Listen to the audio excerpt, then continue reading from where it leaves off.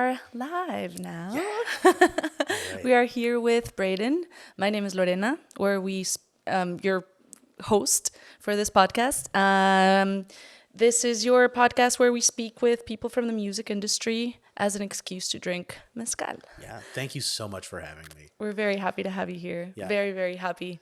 You just had a little bit of our scorpion mezcal I did. with And some this is my scorpion bits. yeah, and well, it's the scorpion bits that really sell it. But I had to, as soon as I saw it, I was like, oh man, I've never had that opportunity. But it's fantastic, and I really appreciate it. I'm just having a little tiny sip so I can savor Nice, it. nice. Okay, so I'm gonna pour a little bit for myself. This is not the one with any scorpion bits. So as soon as you're finished with that mezcal, you can obviously. What's this? What do we have here? So this one is called Sombra. This is just it's a young mezcal made with espadin, which is one kind of agave plant, what we were talking about earlier. Cool. And it's called espadin because it's like very pointy. Oh, nice. Well, I don't know if that's why, but I mean, It's pointy. yeah, That's it's its pointy, name. and Yeah. espadin is like sword in Spanish. So I guess it makes Sword sense. I don't know. mezcal. All Yeah. right. Cool. I'm into it. So we're going to start first. I would like to know a little bit about your story, how you started into your sound. Oh, so there's something we need to talk about. So you're not a musician. You're A little bit, okay. but not You really. play instruments. Yeah. Okay. So what do you play? I'm a sax player. Oh. Yeah, I play tenor sax.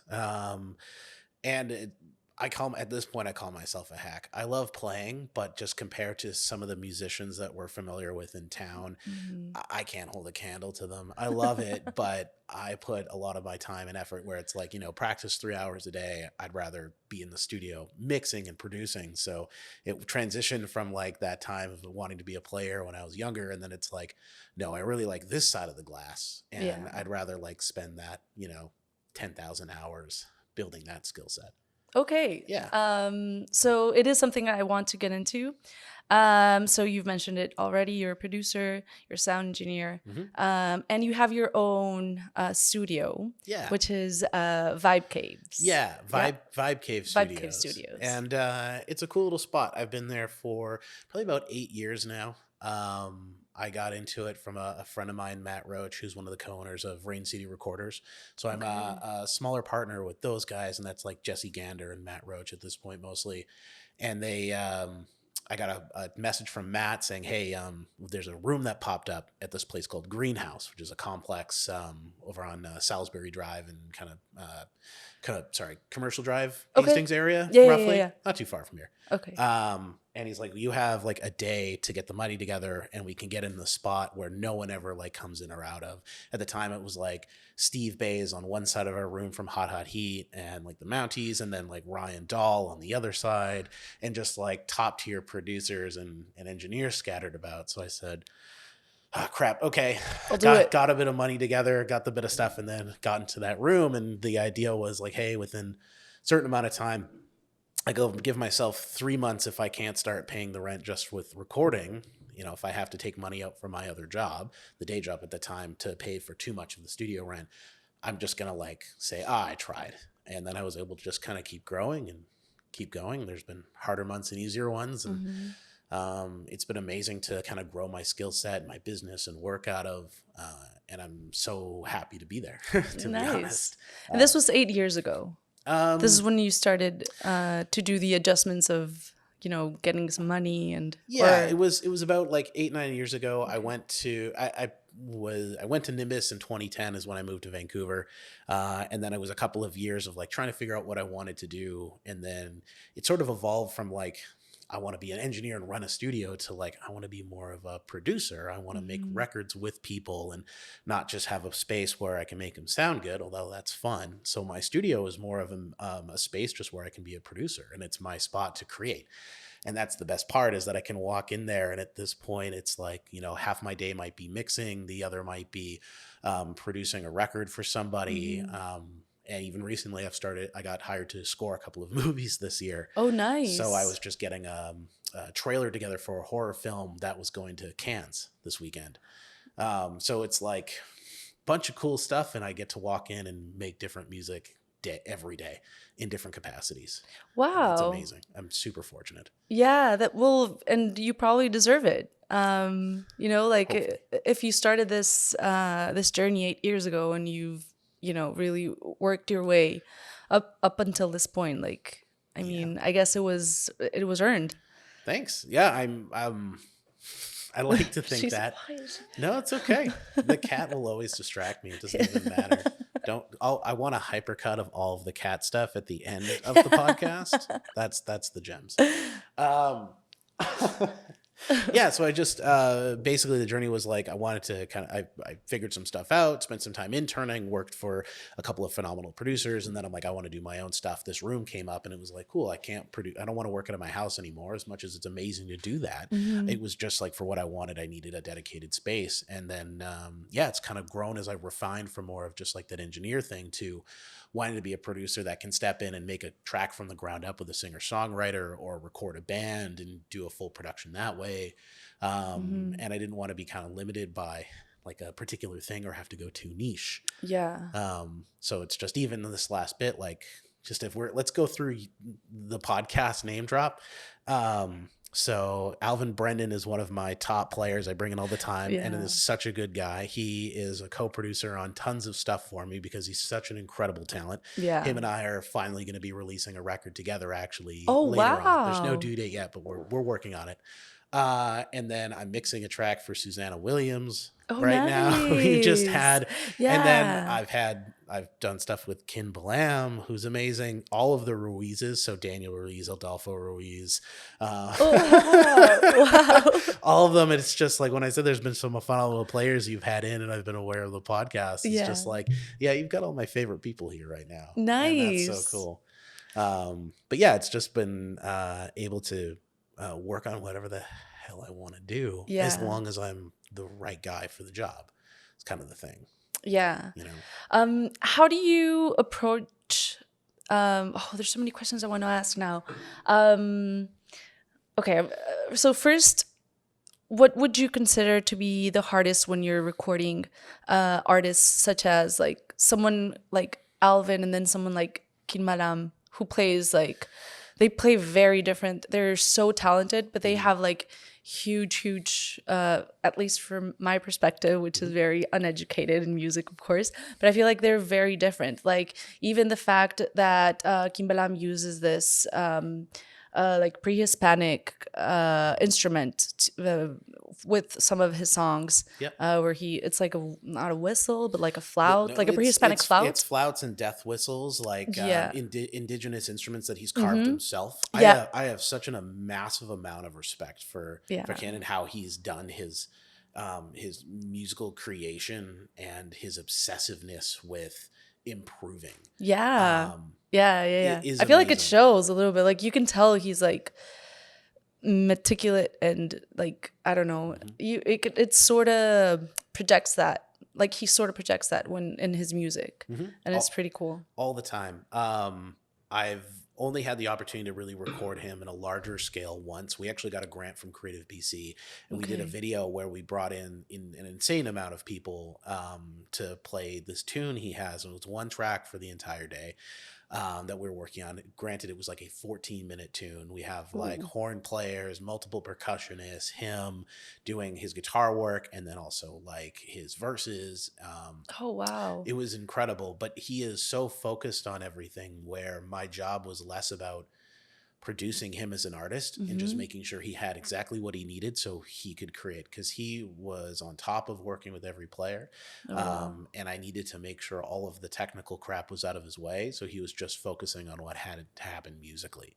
Okay. So for like him, who I knew that he knew what he was doing with players, and it Mm-hmm. was just trying to get him into a room and let him have the space he needed, Yeah. like literally Okay. just to do that work. With Alvin, I work with him constantly. Like I Mm-hmm. had him in the other week just to like, hey, I need a couple of tracks of funk guitar and a bass. Do you have time in between your crazy busy weekend? He's like, yeah, I got an hour. I'll see you at 11. Like, all right, thanks, pal. And I'll have and Alvin is just absurdly creative. Yes. And it's kind of like And you can, so talented. yep, just nuts. And Yeah. again, very fortunate that I get to have him in. We work really well together. We do a bunch of stuff where he's like my pinch hitter for pretty much anything for guitar. Where someone needs something, cool, I'm calling Alvin to come in Yeah. for it. But also him and I just will sit down at this point and create for like sync. So for like film and TV stuff, or just writing tracks for other artists and kind of pitching them as like a producer duo almost. Okay. So him and I will just have sessions where it comes in and it's like, what are we really inspired by? Or what do we just feel like making today? What's the genre? And it's like, do you want to make jazz tracks? Sure. Do you want to pump out 5 acoustic songs in 3 hours or less? And he'll just have ideas or riffs where I'm like, how about something that goes like this? And then he'll figure it out and just start playing. Oh, wow. And it's building up tracks together, and it's like arrangement ideas flying back and forth, and instruments. No, let's try this. No, grab the Nashville guitar. Okay, let's do keys on that. Okay, drop the keys out on this braid, and it needs to come out there. And it's just so much fun to create with him. So it's nice to have him in for like a session musician, but also like, let's just create from the ground up, and it feels, I don't know, it's amazing. Love working with him. Love And him. how do you do how do you do like what's the process? What do you do with those like that music that you create? So, oh geez, lots. Like do you upload some to what's sound like I forgot the name. it's okay, like SoundCloud or stuff? No, not SoundCloud. You have it on your 19 list things to do Sound before Exchange? Sound Exchange, yeah, Possibly. it might be. Okay, so let's break that down a little bit because this is really interesting. This is a newer thing for me in the last few years. So I basically went from I wanted to make records with artists, and that was the main thing, and produce records for artists. And then I got into sync for like film and TV because it was just another opportunity to build a career out. So it's like I love making records for people, but then let's also try and make stuff that's more Constant or like no? more like honestly more oh my god, what commercial? A little bit more commercial, yeah. not like vapid music, but just stuff that was meant for things. And what was amazing is you use it as an exercise to just creating. Because the thing that a lot of artists I find run into is that they will have lots of music they want to create, and then they'll get really bummed out with how the process goes for releasing stuff traditionally, right? Like release plans and trying to get in front of people and music videos and money and all the stuff that goes out. So with Alvin and I, it's almost like a phenomenal exercise because we can create something, and I can pitch it to an artist to see if they want to produce it as like a track for themselves, and they write to it. I can have it where it goes into like my sync catalog and goes to a few different companies. So I've actually got like a sync agent right now that's pitching stuff for me. But then there's other companies where I can submit it in that. And there's almost like different tiers even of the sync stuff. So like larger, more traditional networking where you have a producer or a director and you put the music in front of them or an editor. And you're like, do you like this? Do you kind of, like yeah. Well, this, like the old kind of old school or traditional. Yeah, that's totally, old school is totally right. And then there's like newer companies, like one called That Pitch, where they're like paying money up front, and then they're going to larger catalogs where like massive companies can license them. And then there's like a million little places in between. So it's just more of like, if you have the catalog of music, you can eventually find a place for it. And that's sort of the main thing with even music and artists as well, is just, it's not that your music is bad most of the time. If it doesn't pop off, or like, you find a whole bunch of people that love it, you just might be pitching to the wrong audience. You might just have the wrong group of people. I think we can sort of see that in Vancouver sometimes, because we'll have genres that just don't pop here. And then as soon as they get out of Vancouver, all of a sudden they have a different sort of audience. Yeah. For it. And, like better, people that receive it with open arms, a lot better than in their own city. Sure. And Vancouver kind of has that. It can be pretty niche. I'm not, dissing the scenes here or anything like that. It's just sometimes it's hard to find the home for the music. So with the stuff I create, it can go from anything to being a cathartic thing for myself, where I just want to make a track that's got this theme because I want to hear it today. Okay. And I can do that. Or it can go to an artist that I love and see if they want it to be a part of their catalog and to release, and we can work out a deal or whatever for that sort of thing. So sometimes you do it like for pure like selfish reasons, like let's call it like I just want to listen to some I don't know, like hip hop today, so I'm gonna do this. 100%. Or I want to listen to like jazz tunes, and I want like this vibe, and because this is what I feel today, and this is what I want to Yeah. listen to. So you create it for yourself. With You that stuff. tailor your Yeah. own music, your own Some vibe. Yeah, sometimes. And Wow. and Alvin is so good at helping with that as well, because he does the same thing. He loves to play just to hear some things come back. He'll hear Hmm. a track and then try and figure it out just because he wants to enjoy playing it. At least that's what I can Hmm. tell. So it's stuff where it happened a few weeks ago. I heard oh my gosh, what's their name? It's a jazz duo, this younger pair, a guy and a girl, and they're just like jazz phenoms. They've been picked up by Zildjian and Nord, Domi and JD Beck, or JD Keys, Oh, Domi and okay. JD Keys, and they have a J Dilla. Sorry, a Mad Villainy, not J Dilla. Oh my God, I'm sorry, everybody. A Mad Villainy tribute. To MF Doom, and there's this track with like this crazy ride on the backbeat that's just constantly playing, and there's this drummer doing it, and it's like, Alvin, I need to make a track that's got the ride on the backbeat like that. Can we do that today? Can we What do do you mean by ride on Well, the it's like a like? ride cymbal, Oh, like a. right? Yeah, Oh, so it's either okay. like leading it, and it's doing like eighth notes or something, and you kind of have like, a bass line playing around it or something, but you've got Hmm. this like large splashy ride cymbal that's sort of like creating this pad. And I just Okay. heard this, and I'm like, I need to make a version of this. Alvin, this is what we're doing today. And he's like, okay, cool. And we made a thing, and now it's just like, well, do we want to find some musicians for it, or should I just toss it in the Beats catalog library that we Mm. have and find a home for it in sync? Or it's like, well, this one I think we might love enough to, put the time and energy to release for our stuff. And then it's like, okay, well, which vocalist do we want? Who do we want to pitch it to? Who might be good for this song? And it's so selfish in the best way. Excuse me. That's I'm getting all hot and a little I mean, that's sweaty. also something. Yeah, you can't tell, Okay, but I good. feel like it's also because of the mezcal. Maybe that was Because really even good I'm mezcal, by the starting way. to Yeah. like, Um, makes you all warm and fuzzy. yeah, that's some of my favorite stuff. So you upload into the Beats Well, catalog, and I'll then just you put it in the decide folder. to, yeah, okay. Yeah, put it in the folder if I want to, and if we don't fall in love with it, then it can kind of go there. We'll find a different home, or it will. In this case, I was like, I really like this. I think we could have a couple of different rappers, like who might fuck with this, who might really love Hmm. it, and we can kind of reach out and find someone if we send them this track and they're like, I'm not feeling it. Like, cool, Okay. no big deal. Yeah. But this is for us, and at this point, it's some of my favorite stuff. I'm taking a bit of a thing out of like what are called like producer records. So like Mm. you'll have Potato Head people who are local who will just like find their favorite vocalists and like add them to a track, or um oh geez, who else does it really well? This other beat maker, more like traditional hip hop guy named Hmm. Imperative from out east, who will just get a hold of all of his favorite rappers for these tracks. So he's a beat maker, Oh. producer, but then he's releasing all of his own records, releasing vinyl, and finding all of these great vocalists that he wants for this stuff. Hmm. And they're doing it as like this collaborative artist thing. And I was like, well, why the fuck Oh. can't I do that? Yeah. Why aren't I doing it? I make records for people all the time, and I love doing it, but it's like I haven't really done anything for me. I think it's time. And then Alvin just being like my co-conspirator for so much stuff, and such a phenomenal person to write with. I'm like, do you want to release a thing together? Do you want to do a record together? He's like, sure. And I've been mentioning it to like all of my artists and clients around town. They're like, so you're going to have a track for me, right? I'm like, when it manifests, Yeah. I'm not going to force it. If I hear something and I'm like, this is for you, I'll fucking send it to you. Don't worry. Don't worry.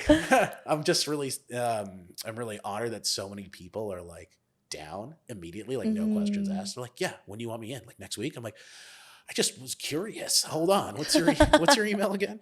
Yeah.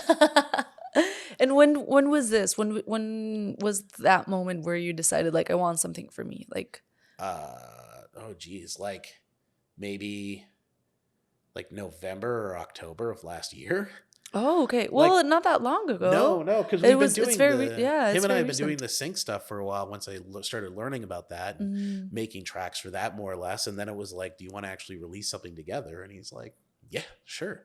So, and then all of the stuff that have had to tell artists, like prep work and, advice for releasing shit. I'm like, oh man, this is really going to bring me to task to do all the work that I tell artists to Now do you all got the time. yeah. Like Now you gotta walk the talk. Yeah. if I don't release this, whatever the music ends up being in whatever genre set, if I don't do this right and I half-ass it, I can never tell another artist what they're supposed to do again. Not that I consider myself like a knowledge on that. It's more of like, yeah, I've got advice and some stuff, and you've even seen the 19 19 things you things, which yeah. I think In it's no due. particular order No, yet. Yeah. I've learned two things. I can make that more like 15 now. And I'm Mm. pretty sure I need to put it in the right order because it trips people up. Okay. If you can follow it like a recipe, and this is something I've kind of come into for releasing records and tracks or whatever, is if you can make the list of the things that are tangible that you can do in terms of emails to certain people, and you make that list and follow it kind of over and over again, you get to omit the things that don't pay off, and you'll have numbers and metrics for it, not just Mm. Spotify streams, but like, if a particular service for trying to get your tracks to reviewers isn't working, switch it up. Like, Yeah. then drop it for the next release. If you find something that works extremely well, adopt it constantly. So if you have more songs to release, you can just follow that pattern over and over again. So instead of doing Mm. like a thing which is heartbreaking for artists, is you do this rise fall pattern. And it's just like, okay, record release, you're stoked, lots of posts and things, art and stuff, and then nothing happens.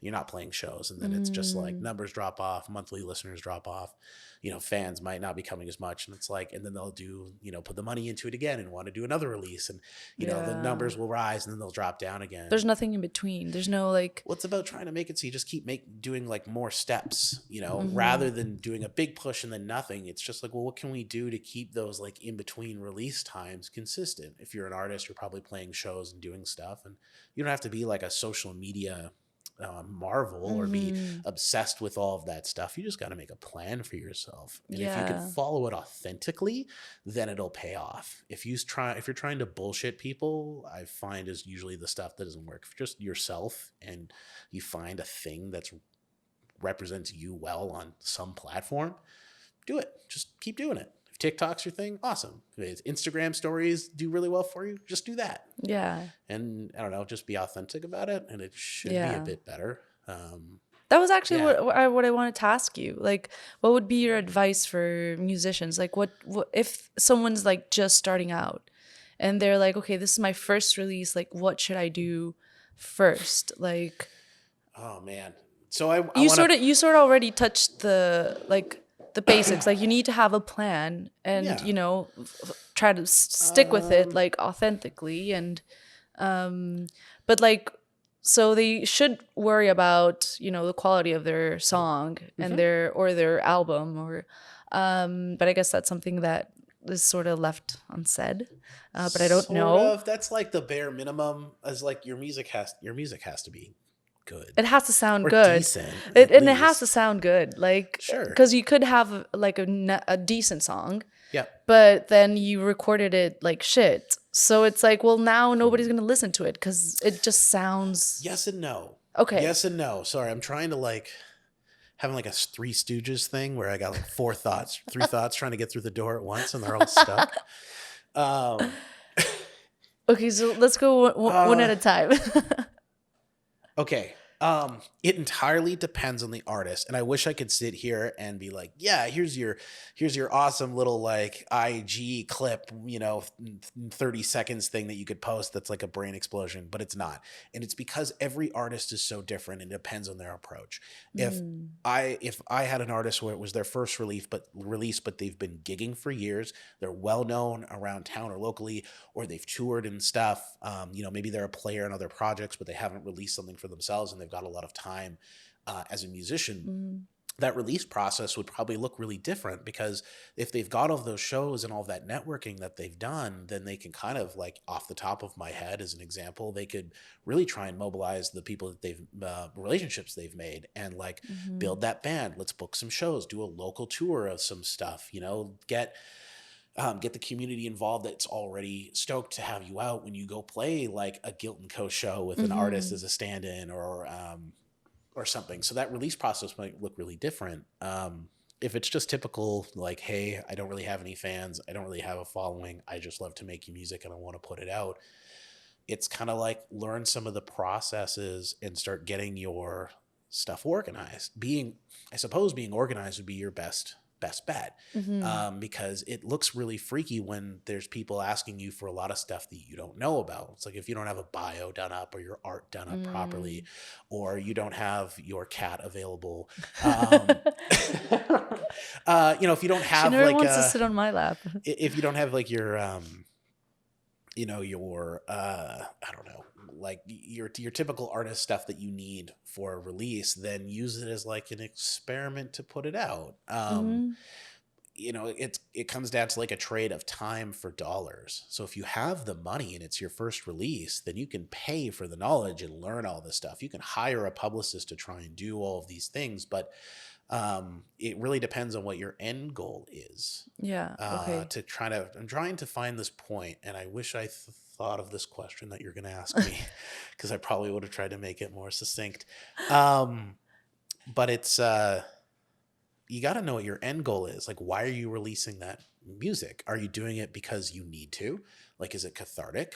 Awesome. Then Oh, you can okay. do Yeah, yeah, whatever the yeah. fuck you want. Yeah. If it's It doesn't because you matter. need to Like, create, put that shit out. And I've even had that too, where it's like I've got random ambient EPs I've made because I was feeling some kind of way. I was in the studio, I had a couple of drinks and smoked a joint, and I yeah. needed to make stuff. And then I don't get home till late because I needed to do that for me.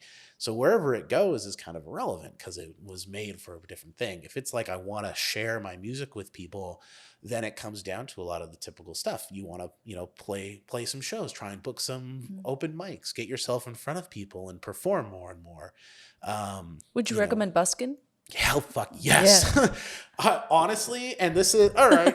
I've got an exact example. I've got one of my artists right now. His name's Daniel Liu. He's an amazing singer-songwriter artist, and he busks like crazy. He's got like all of the licenses from Vancouver and Skytrain and stuff to busk wherever. Oh, And nice. he is playing like his single that we're working on releasing right now as like this current iteration of Daniel. He's got another band that he plays with as well, and has that sort of music as additionally. But for him, this is like a new kind of iteration of him. I shouldn't say it's his first thing because he's released other stuff in the past, Hmm.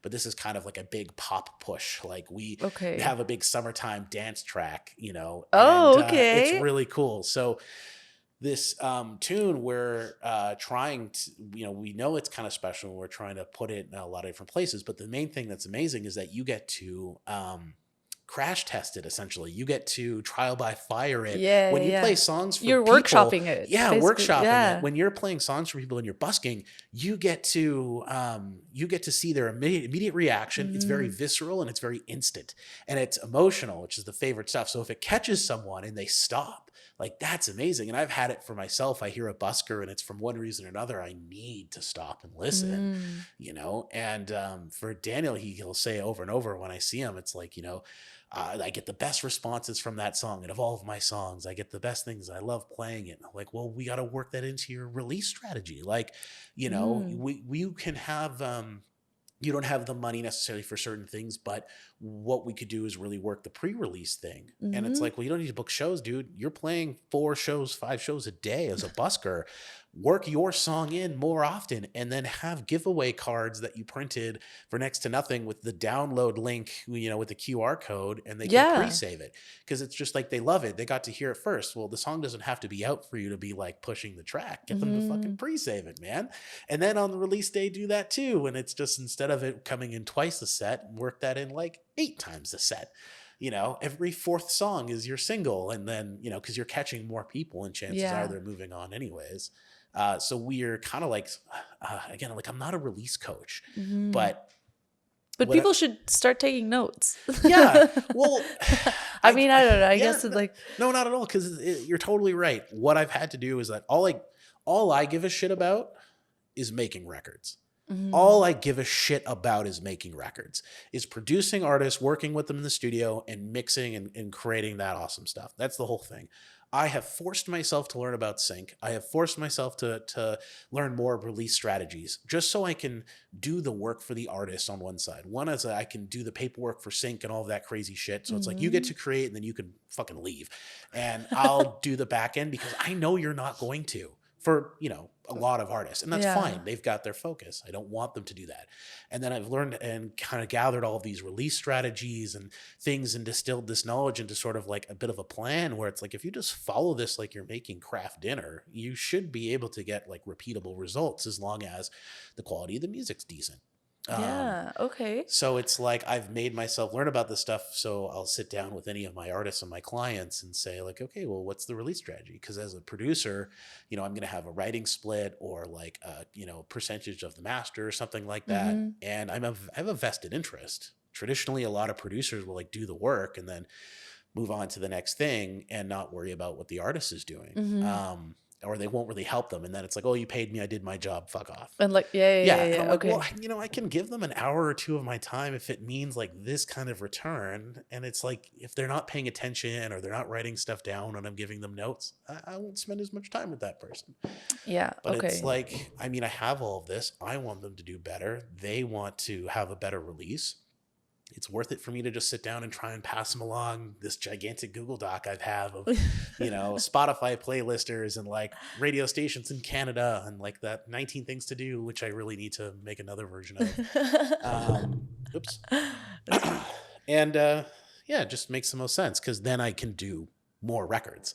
Because then those Yeah. releases do better. It gets in front of more people. I get to meet more artists that I might be able to help create better music. And then Mm-hmm. it just builds my stuff as well. So that's kind of where I see it, is that it all feeds back into itself. And, the attitude of like, I don't have time for this, or they've only paid me for this much work, is like valid to a degree, but you have to know when it's time to put in that extra effort to keep Yeah. stuff moving forward. Because on one side, yeah, it's true, this is the amount of work. But if they're, they're working hard, they want to come back to you for more stuff, and you want them to continue as an artist, give them that extra knowledge you have. And, Yeah. don't just say, oh, go Google this or look at this website. Like, Or I don't know, if they like, want to sit down with you, sit down with them. I don't know. And do you have you had artists, I'm not gonna make you like name anyone, but like where they hadn't done any, like put any of that work in, and then you had a chat and then they did it and you're like, see, it worked. Or not really. Like not as in like I told you so, but as in like okay, like someone coming back and being like, it totally worked. I did this and then I did Yeah. this and it I'm dealing with that right now with a new client of mine, and none of this is negative at all. He has great music. He's a wonderful dude. He travels and tours and plays shows and stuff already. He's his name's Torn Lokes, phenomenal singer songwriter. He's about to go tour and do a canoe trip across the United States down to Florida. Yeah, crazy stuff. Very very driven guy, phenomenal person. And he just hasn't done a lot of the traditional release stuff. He's released quite a bit of music, but he's never done like Sound Exchange. He's never really bothered to kind of follow a plan and get reviewers and stuff. And he's really excited because he's immediately seeing the benefits. This isn't even a track I produced for him. And he is just like, yeah, I'm getting so much more stuff. He's now like kind of learning how to leverage sort of his Instagram followers, because he did this whole crazy trip, a different trip last year. He's got like 100,000 people on Instagram. Oh, wow. Yeah, amazing, right? And it's like awesome. And it's him outside in the wilderness in a canoe, which is my other love, to be honest. I'm so jealous of what he's doing. Wow. And does he play like in his yeah, canoe, like, he'll have his and then acoustic upload and- it in on Little his bit. Instagram? Oh wow! A little bit, but it's not even like him playing. It's just him in his canoe doing this trip, and that was the message first. But he's also this Okay. amazing artist. So he grew all of this stuff because of his travel and being a personable guy and showing off this amazing journey. And then it's like, well, you've got these people that are into you, and they're like fans of you, not just streams. Those are just numbers. Well, these are fans of you. Yeah, And we don't need. He already all has a of them. community. Yeah, it's like even if we had 1,000 of them as like really big fans that really want to support you, then you are so far ahead of the game as a lot of artists, because they're trying to build that. You've already got them built in. So like, here's some of the stuff to do to kind of learn how to leverage it. Make a post and ask something of them, because he never asks anything of his fans, which is incredible, because you see every personality eventually will be like, check out this brand, or do this thing, or like, I love this brand of peanut butter, or whatever. Yeah. And they'll have asks of people, calls to actions, it's called. And it's like, you haven't done any. like, do you have any idea how cool of a position you're in? Because then you're still doing it authentically. We're not even Hmm. doing it like, oh, you've built up this 100K with memes, and then you Yeah. transition it to an artist page, which people will do try shit like that, and it's like inauthentic. So he's got this authentic thing that he loves to do. He's a great person, terrific music, all these other releases, and I'm like, all you have to do is like, you People have, already like him. yeah, you have So art, right? Cool. Here's put it on like a mass print t-shirt thing. You got fans in the States, so shipping out of Canada doesn't make sense. Find one of those like print on demand shirts. mhm.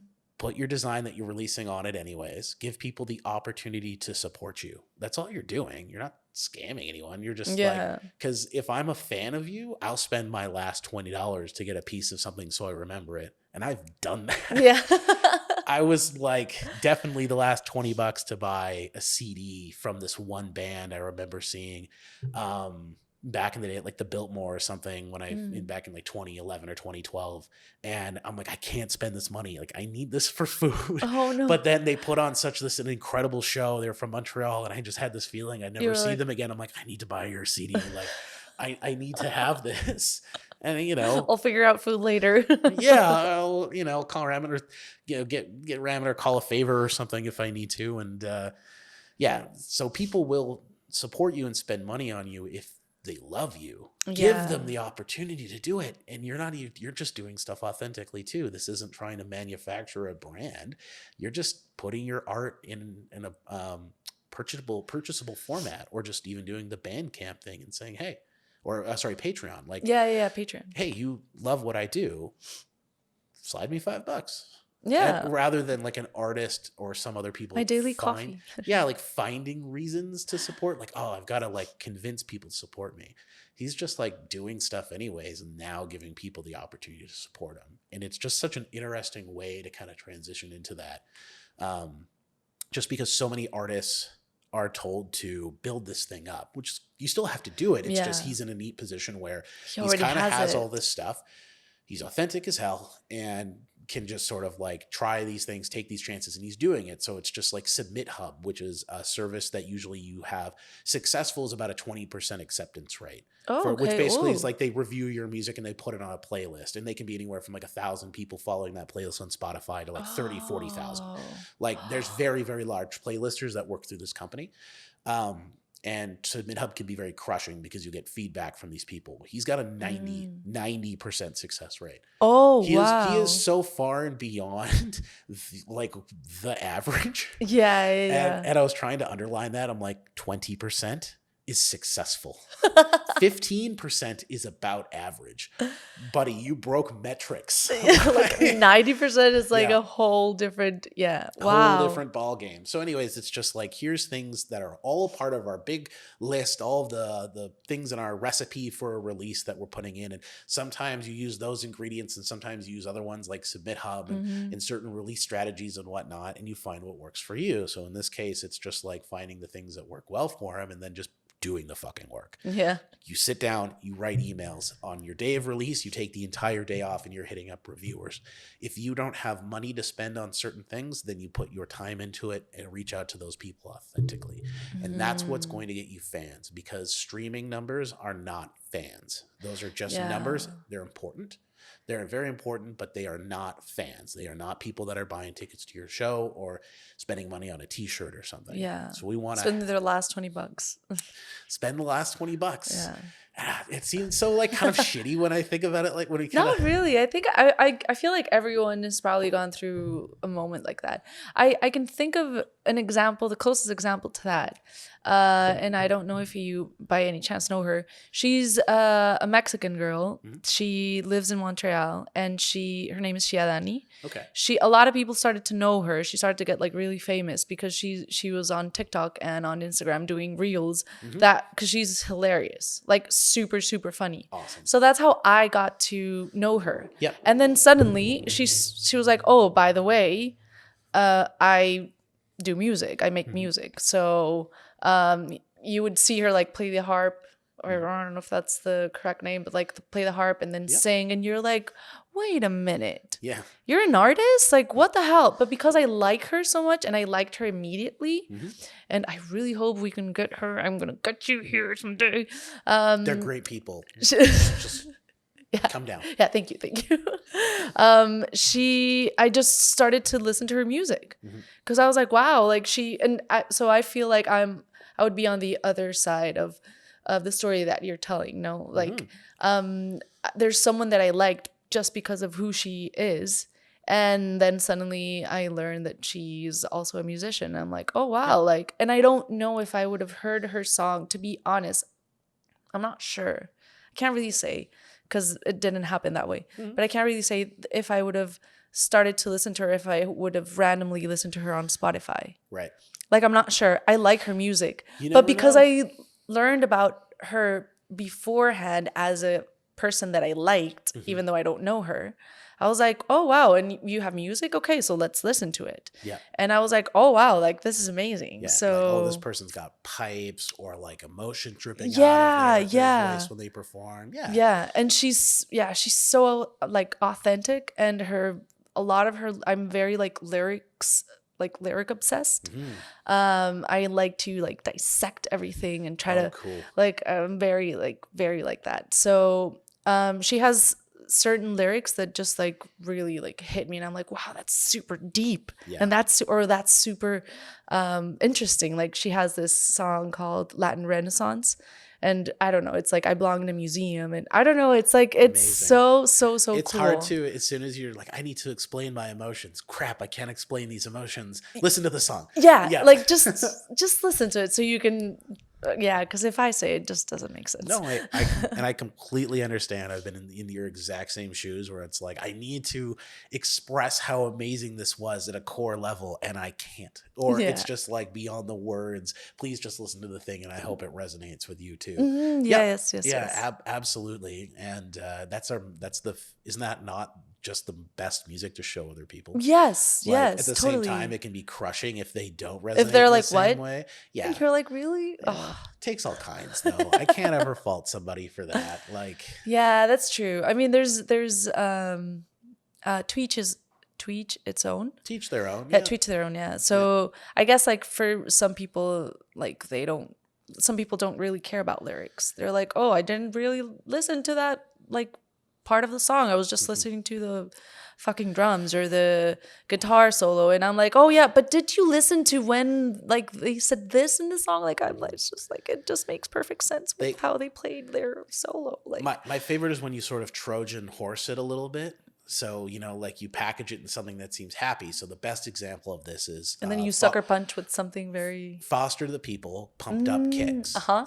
Right. That's about a kid finding his gun in like a school shooting, finding his dad's gun, and like, that shit. And like taking revenge on bullies or whatever. Happy summertime, not summertime, but happy, like, fun song. And it's like extremely dark lyrics. Yeah.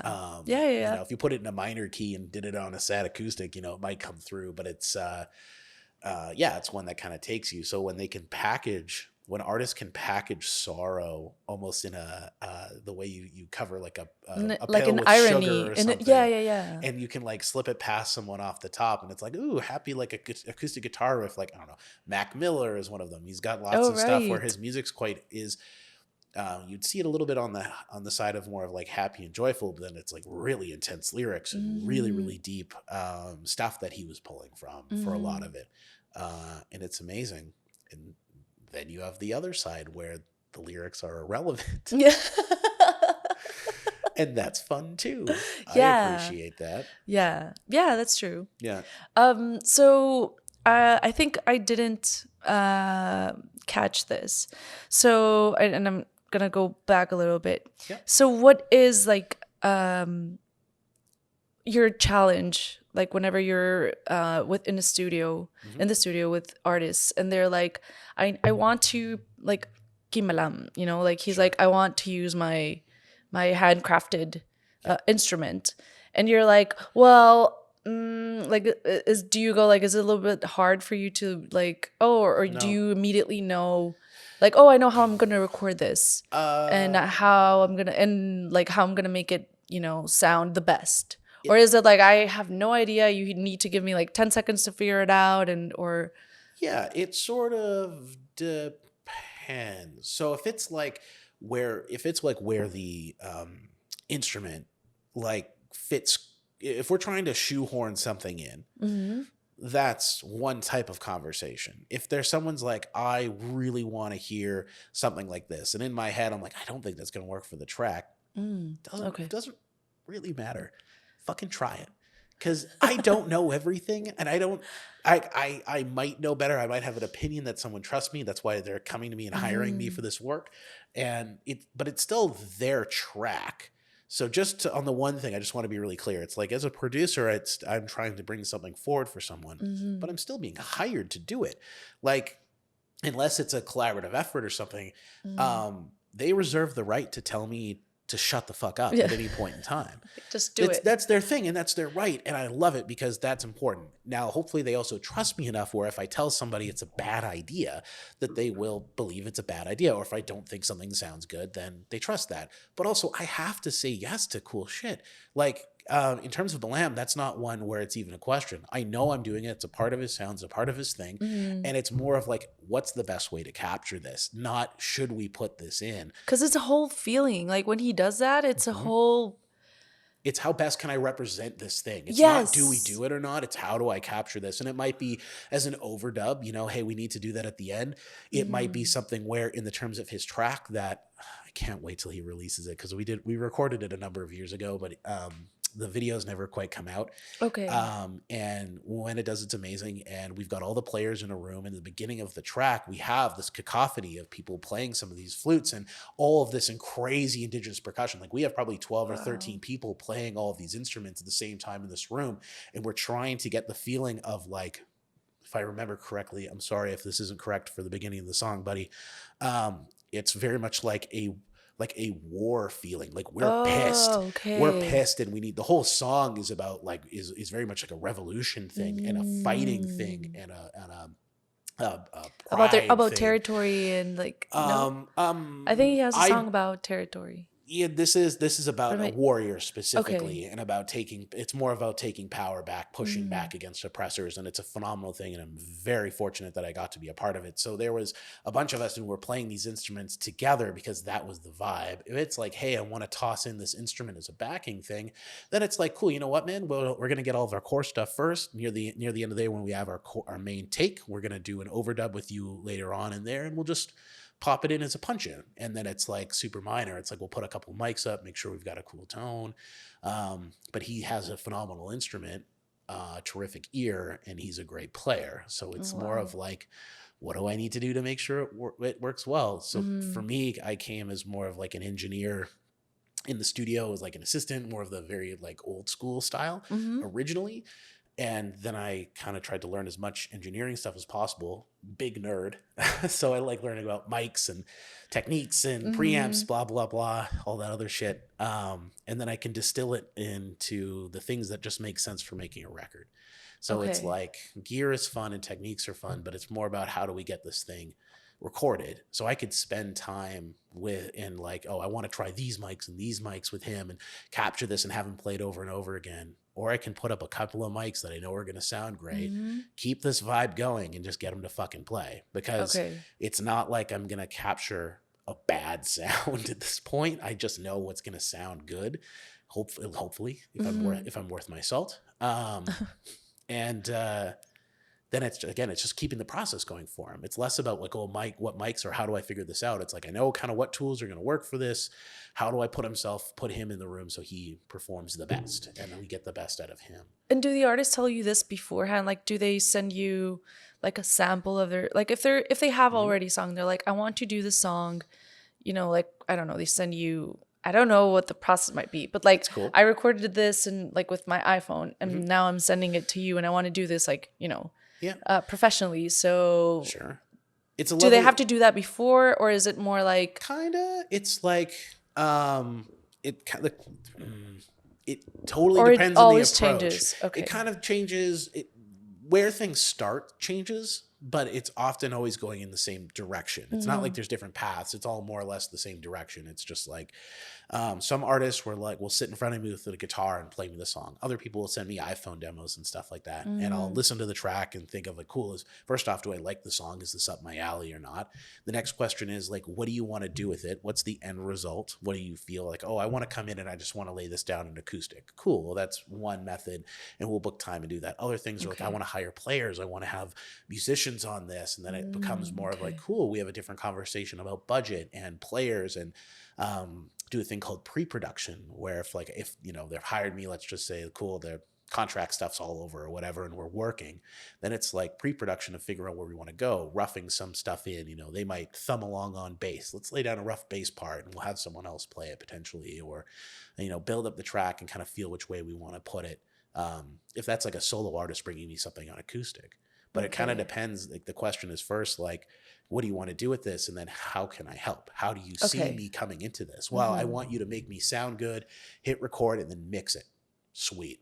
I want to have players come in. I want to rent a big studio. I want to have, this larger production. Cool. I can help that way too. No Yeah. problem. And then it's kind of like a cascade of questions from there, but it's song first always. And then what do you want to do with this music? Okay. That's kind of always has to be the second question, because that will immediately like Sort point of it. direct your Yeah. like yeah, what goes next? Yeah.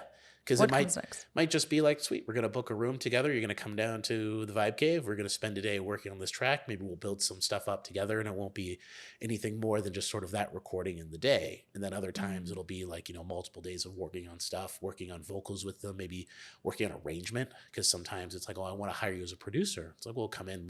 That will sometimes entail changing lyrics and occasionally melodies or arrangements of the tracks, and talking about what kind of Mm. instrumentation do you want me to program, cool drums and make it all, vibey? Do we want to hire a Mm-hmm. real drummer and have that kind of route?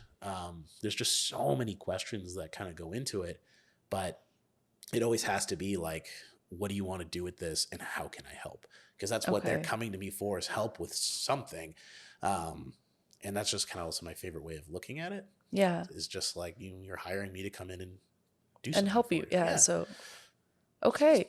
And how that's great. And when you help when not well, yeah, when you help out other artists Mhm. as a producer, is it has it always been in your studio, or has somebody has like have you gone to an artist's, I don't know, place when they're like, I just feel very like much more comfortable in my own studio, Mhm. and I know it doesn't have everything, but I just prefer you coming down here Yeah. and helping me out with doing this I, and that, or I've definitely done that too, and I mm, I love it. So like earlier on in my career, I fancied myself as being like a really portable engineer, where I would okay. take all of my equipment and then just fuck off to wherever the person was. Like, oh, we're tracking a barn, or we're going over to this spot, or over the Sunshine Coast, and that was really cool, but was sometimes hard because it just made the consistency really difficult, or Mm, like this place that you were in might just not sound very good.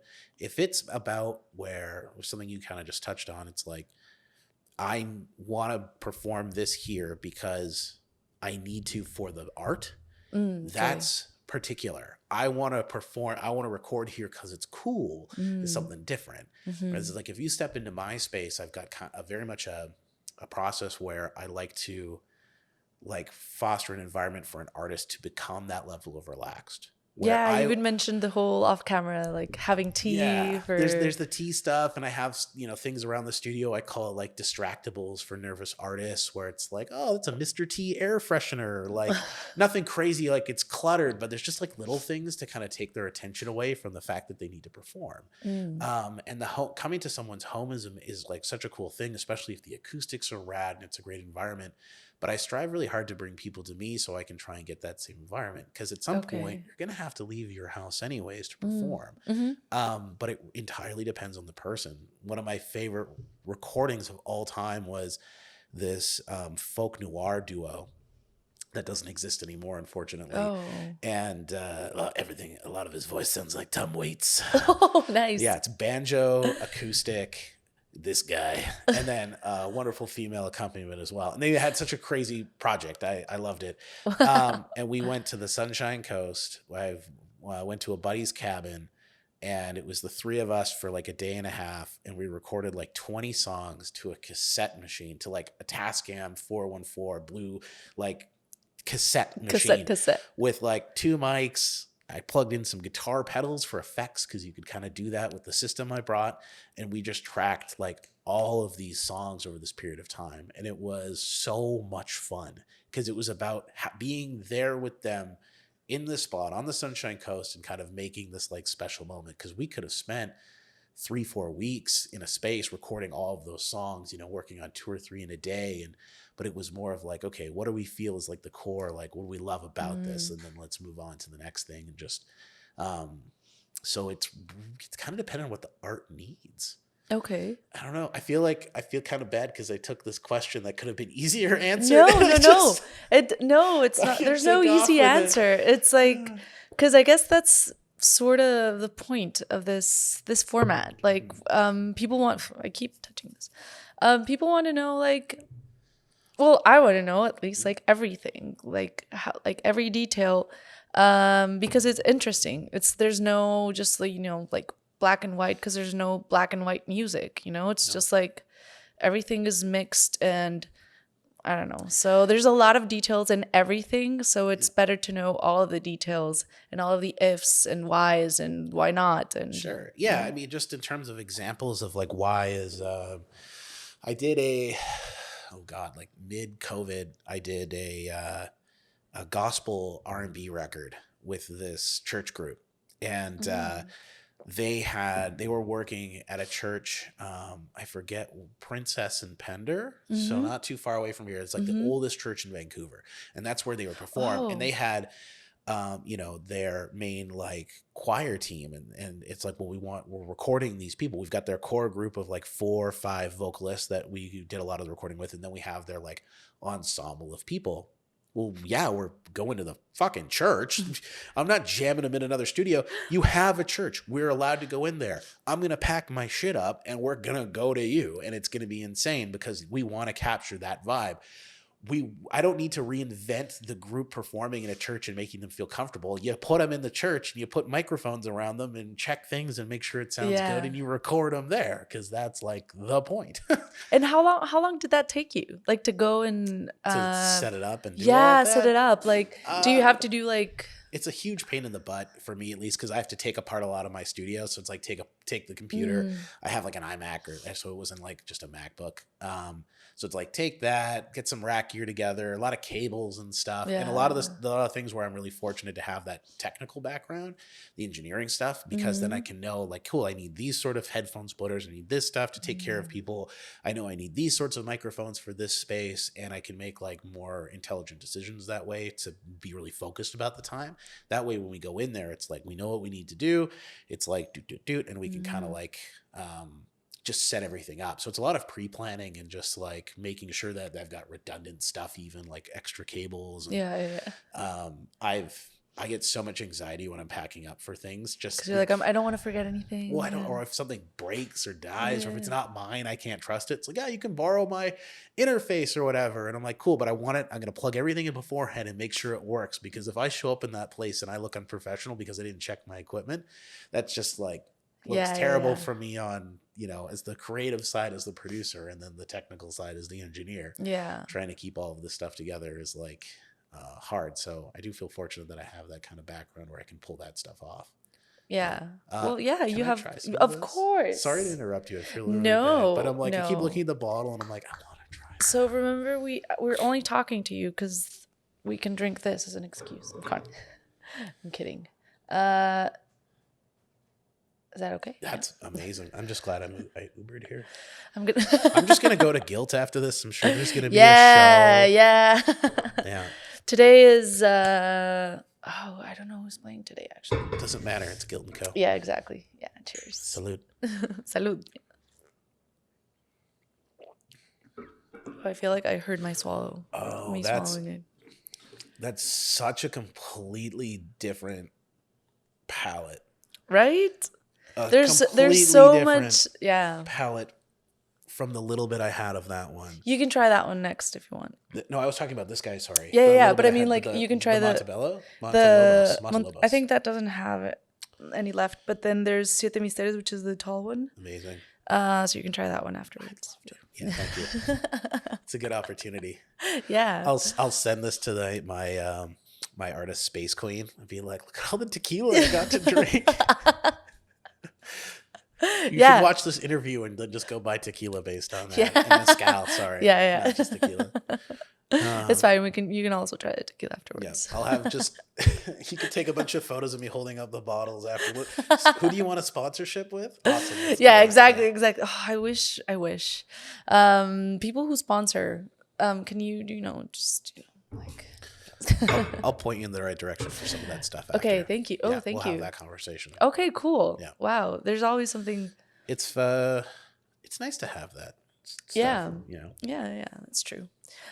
So speaking of sponsorships, you talked about being sponsored by Creative BC for, have you gotten any other like grants, not Uh sponsorships, but grants yeah. for other projects that you were just like, hmm I'm so happy I got a grant for this because now I can go crazy and I do yeah. exactly what I want I to. feel so fortunate when I have those opportunities and stuff like Creative BC, Music BC, Amplify BC, Factor, Canada Council, Canada's Arts Grants, which are separate depending. Just there's so many opportunities, Unison Fund. There's so many opportunities for musicians to get funding. Mhm. Um, Which is so but they crazy do for me have to. barriers, and I need to say this is that there are barriers to entry where, depending on who you are as a person, might be more than you can do. Granted, Okay. Creative BC and certain ones are really good about making things accessible because there's a lot of Mm. phenomenal artists. And just to touch on the grant funding really quick, because to extrapolate this is I've been extremely fortunate with that, and I've had a lot of groups that I work with be very fortunate with Creative BC funding specifically. Mhm. Um, but some of this stuff, I just want to choose my words right. Some of the process of doing something where someone's going to give you $10,000, let's say, which Mhm. is one of the tiers for Creative BC, you have to hit a lot of their certain benchmarks. You have to be playing shows. You have to be, Yeah, okay. you Like have, the requisites, yeah, like the. that's fine. There's requisites, but it's how you fill out the requisites that can be a barrier to someone. Like Okay. if you're a phenomenal artist, but you have really bad ADHD, or really, Okay. or I wouldn't say bad, but you've got you have significant ADHD. You know that sitting down to do this work is difficult. There's Mhm. so much involved, and there's so many things you need to get together. I know through people Okay. that suffer with this and deal with this is that it can be this massive wall, and it's Yeah. so hard to overcome. So they could be making the best art, be phenomenal in their community, playing lots of shows, doing stuff, but then there's this technical side where they are having an extremely hard time Yeah. filling this stuff out and showing how good of a candidate they are because of it. There is and there is luckily a lot of support for certain things for people who need the extra help. There's a lot of info sessions and stuff, but Oh, there's still this nice. inherent barrier that's there Because it's because of still it. putting So it's a like, lot of work. yeah. Like, but if you want to be given 10K for your art, you have to do a certain amount of work and Mm. prove that you're doing that amount of work. But I just know through working with certain artists where if they didn't have a grant writer They wouldn't have available, gotten the grant. no, and it's not because they don't make amazing art. It's just because it can be a lot. Factor and Canada Council take hours to do. The Creative BC ones, which again I've been very fortunate and I'm very thankful for. It's hours and hours, and I have a couple of grant writers on staff for me where I can phone them and have this help and say, hey, we're going to pay this person a few $100 because they're Mm. so good at getting this for us. And it's not through Yeah. like BSing or pretending something it isn't. It's just that they're very good at distilling who you are as a person into it. Yeah. So while Creative BC and stuff has That's been great. phenomenal, it can be difficult for the people that make terrific art because the back end of it is difficult. And it's like someone listening to this might go, it's not that hard. I've done it before. It's like, yeah, you're right. For you. But it's like if you're neurodivergent or like, again, like ADHD or something where Mhm. filling out that amount of stuff might just be so Overwhelming. overwhelming, you get dissuaded. Then you get kind of Yeah. bummed. But again, I have been very fortunate with Creative BC. I got an email today saying I finished up all of my audits and asset stuff for a Mhm. large one that my studio got last year. And again, so fortunate that I got it. But I can't tell you how much anxiety I had up until giving those documents up, where it's just like, I hope I did all of this right. I hope my ducks are in a row. I hope I didn't screw up, because all I give a shit about still is making records. And I appreciate Yeah. that they gave my business more money so I could keep making records, and then hopefully like expand that to other aspects, and, increase the business, blah, blah, blah, Mm. and all of that shit. But again, if I didn't have my grant writer for that one, I don't think I'd ever would have gotten it. I relied on this person that was so good at doing this Yeah. task, and I'm just Yeah. like, I just don't have that skill set. It is a skill set, to be honest. I feel like it is. I mean, I can't really relate exactly to something like grant writing, Mhm. but the closest thing that I can think of is I used to be a lawyer in Mexico. So it Oh was wow, hard to what kind of law? human rights my last 5 years. Fuck yeah, Yeah. fuck Yeah. yeah. Yeah. So it was sort of hard for me to like socialize a very what I would think would be a simple task Mhm. of being part of society and trying to get access to any kind of like legal Mhm. I don't know tool. Sure. So for me to be able to tell people like, oh, you just need to fill this out, Yeah. I would when I first started, I was like, you just need to write this down. And then I would encounter people being like, I don't, but what, Mhm. like, what do you mean? I was like, just fill this out and then I can do the rest for you. They were like, but I don't even know what writing this down means. Like, Yeah.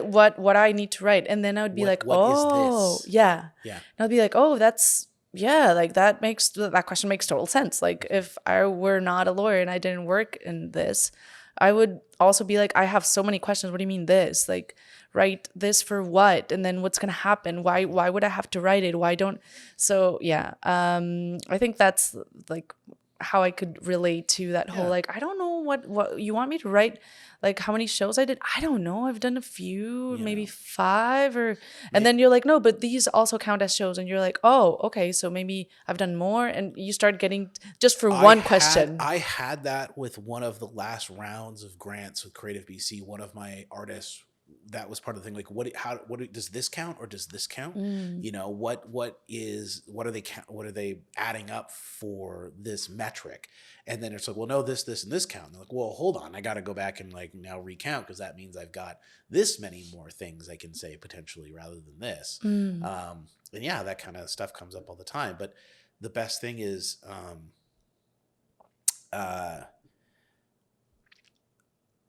they don't need to know.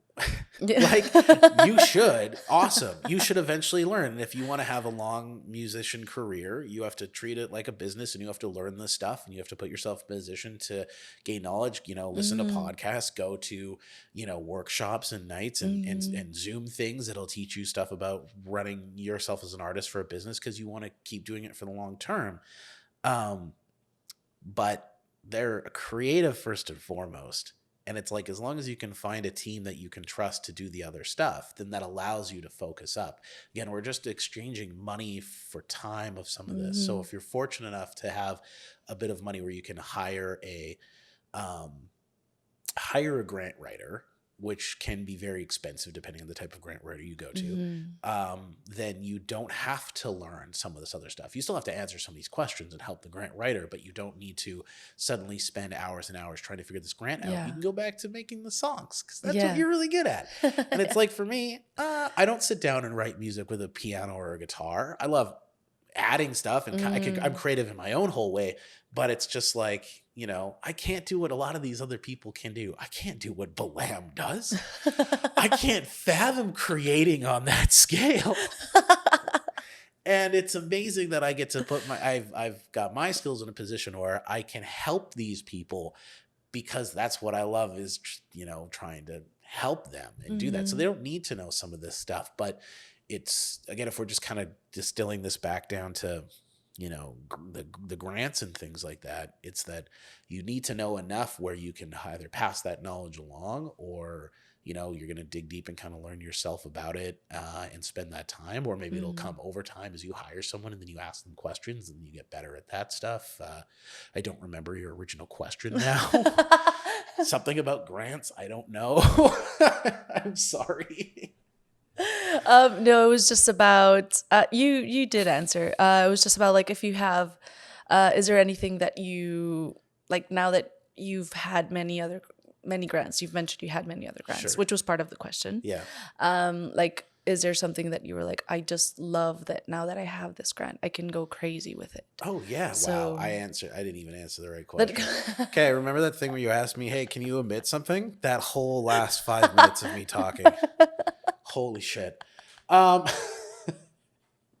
was perfect because it's a lot of, but it's very important information. Yeah.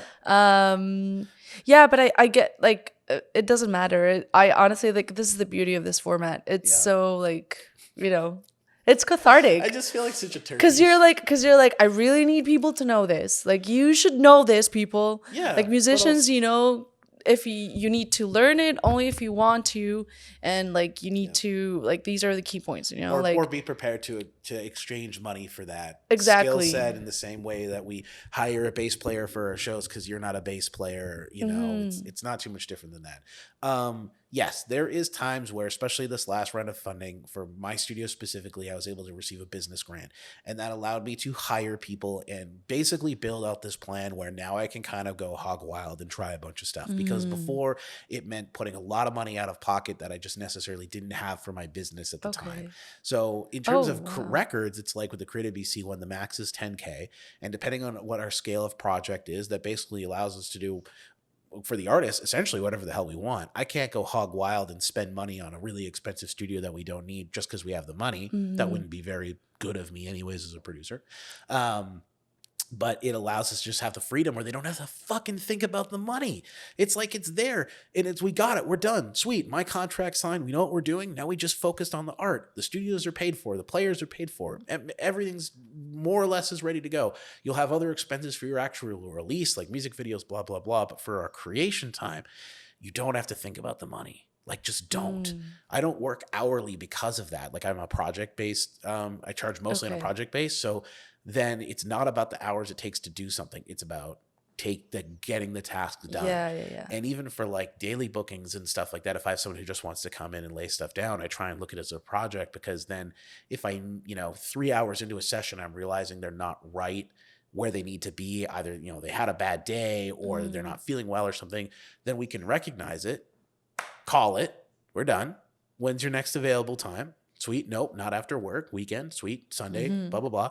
Jot it down. Come in. And then we can make sure we're getting the right art. Because I'd rather stop a session and work on something else than try and like make those couple of hours of dollars to have it done then. Like force it. And like, because it's like sometimes I've even had to do that with clients myself, where it's like we're on a project basis for like a per song thing. And, I'm a couple hours in and I'm like, guys, I've had it could be a relationship thing or a mental health thing or something. And I'm just like, I can't do this today. You need me in a different capacity.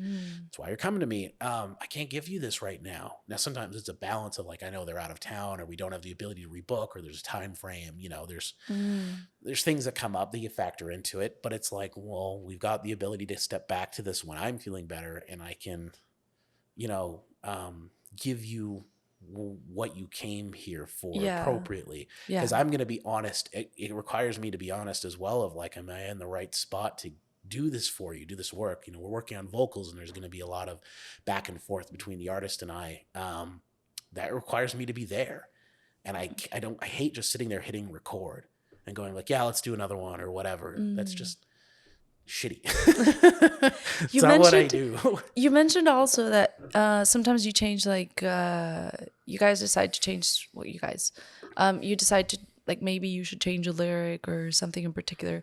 What is the thought process behind it? Like, is it because it doesn't sound good? Is it because it doesn't make sense with the chord that is being played or the like what's the process behind it, the thought process? Sometimes it's like I feel like oftentimes my lyric suggestions will be changing small words to make stuff flow better. So instead of you use and, right? Oh, Or okay, we okay, we okay. just use a different way of saying it. Sometimes someone will Mm, use like a conjunction, like, we're, and it's like, no, you should sing we are. And it's little okay. stuff where it's like barely like lyric changes. Other But it, times yeah, it's yeah, yeah, like, but it makes a difference yeah, because it does sound better a hun- for if it makes any sense for that yeah. song in And here's particular. here's two I got two great examples of this because I'm very careful when I'm giving lyric suggestions. Hmm. If we're sometimes an artist will bring me a song half written and then we finish it together. That's its own special thing. Okay. But sometimes I'm stepping into tracks and it's like, I've had a Are you like, rapper. I'm sorry, we need to check back on that particular Yeah. phrase. Would you consider doing There's a lot of we preface when are I do instead it. of we're? Yeah. And they're like, what? And you're like, yes, I'm sorry. Yeah. Okay, we're gonna stop recording So now. we normally do a thing called pre-production, which is a very classic form when we're making a record. We sit down and we'll demo stuff out and figure it out and make sure that these are the lyrics we want, or this Mhm. is the thing we wanted to say. We'll do changes like that in pre-pro before we get to that point, so it's Okay, not okay, like this okay. awkward spot. Sometimes, but You're sometimes like, I'm it's not like a in the dick, okay? sometimes. Well, I'll preface the crap out of it. Be like, all right, so you can say no, but just humor me.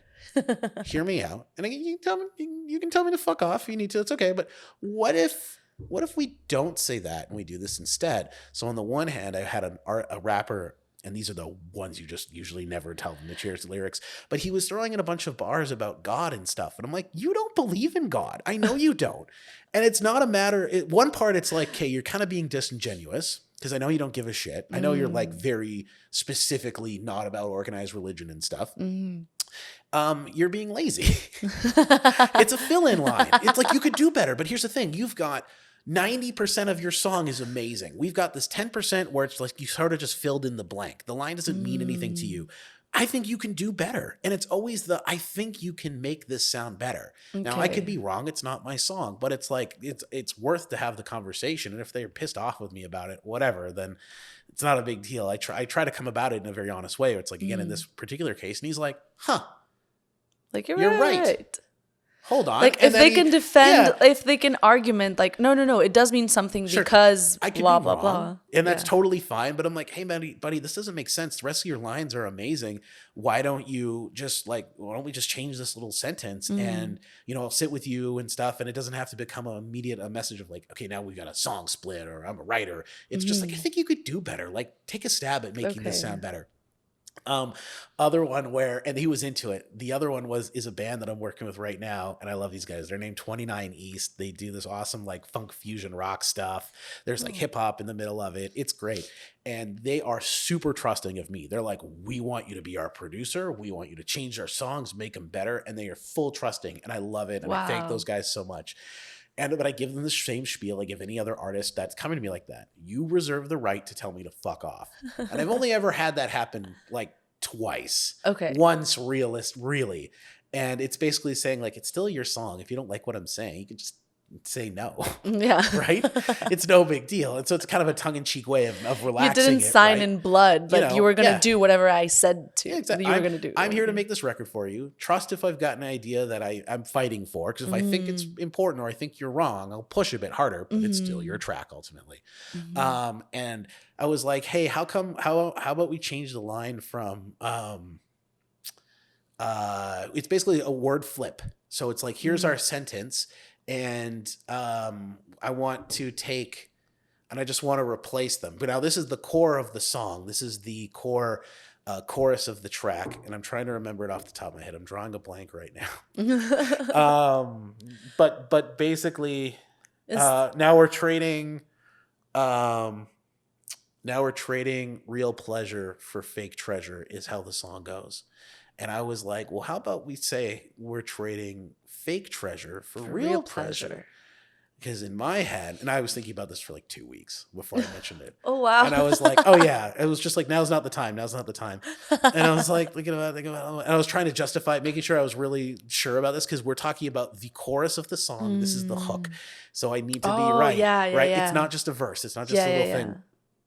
thing. And they're like, no.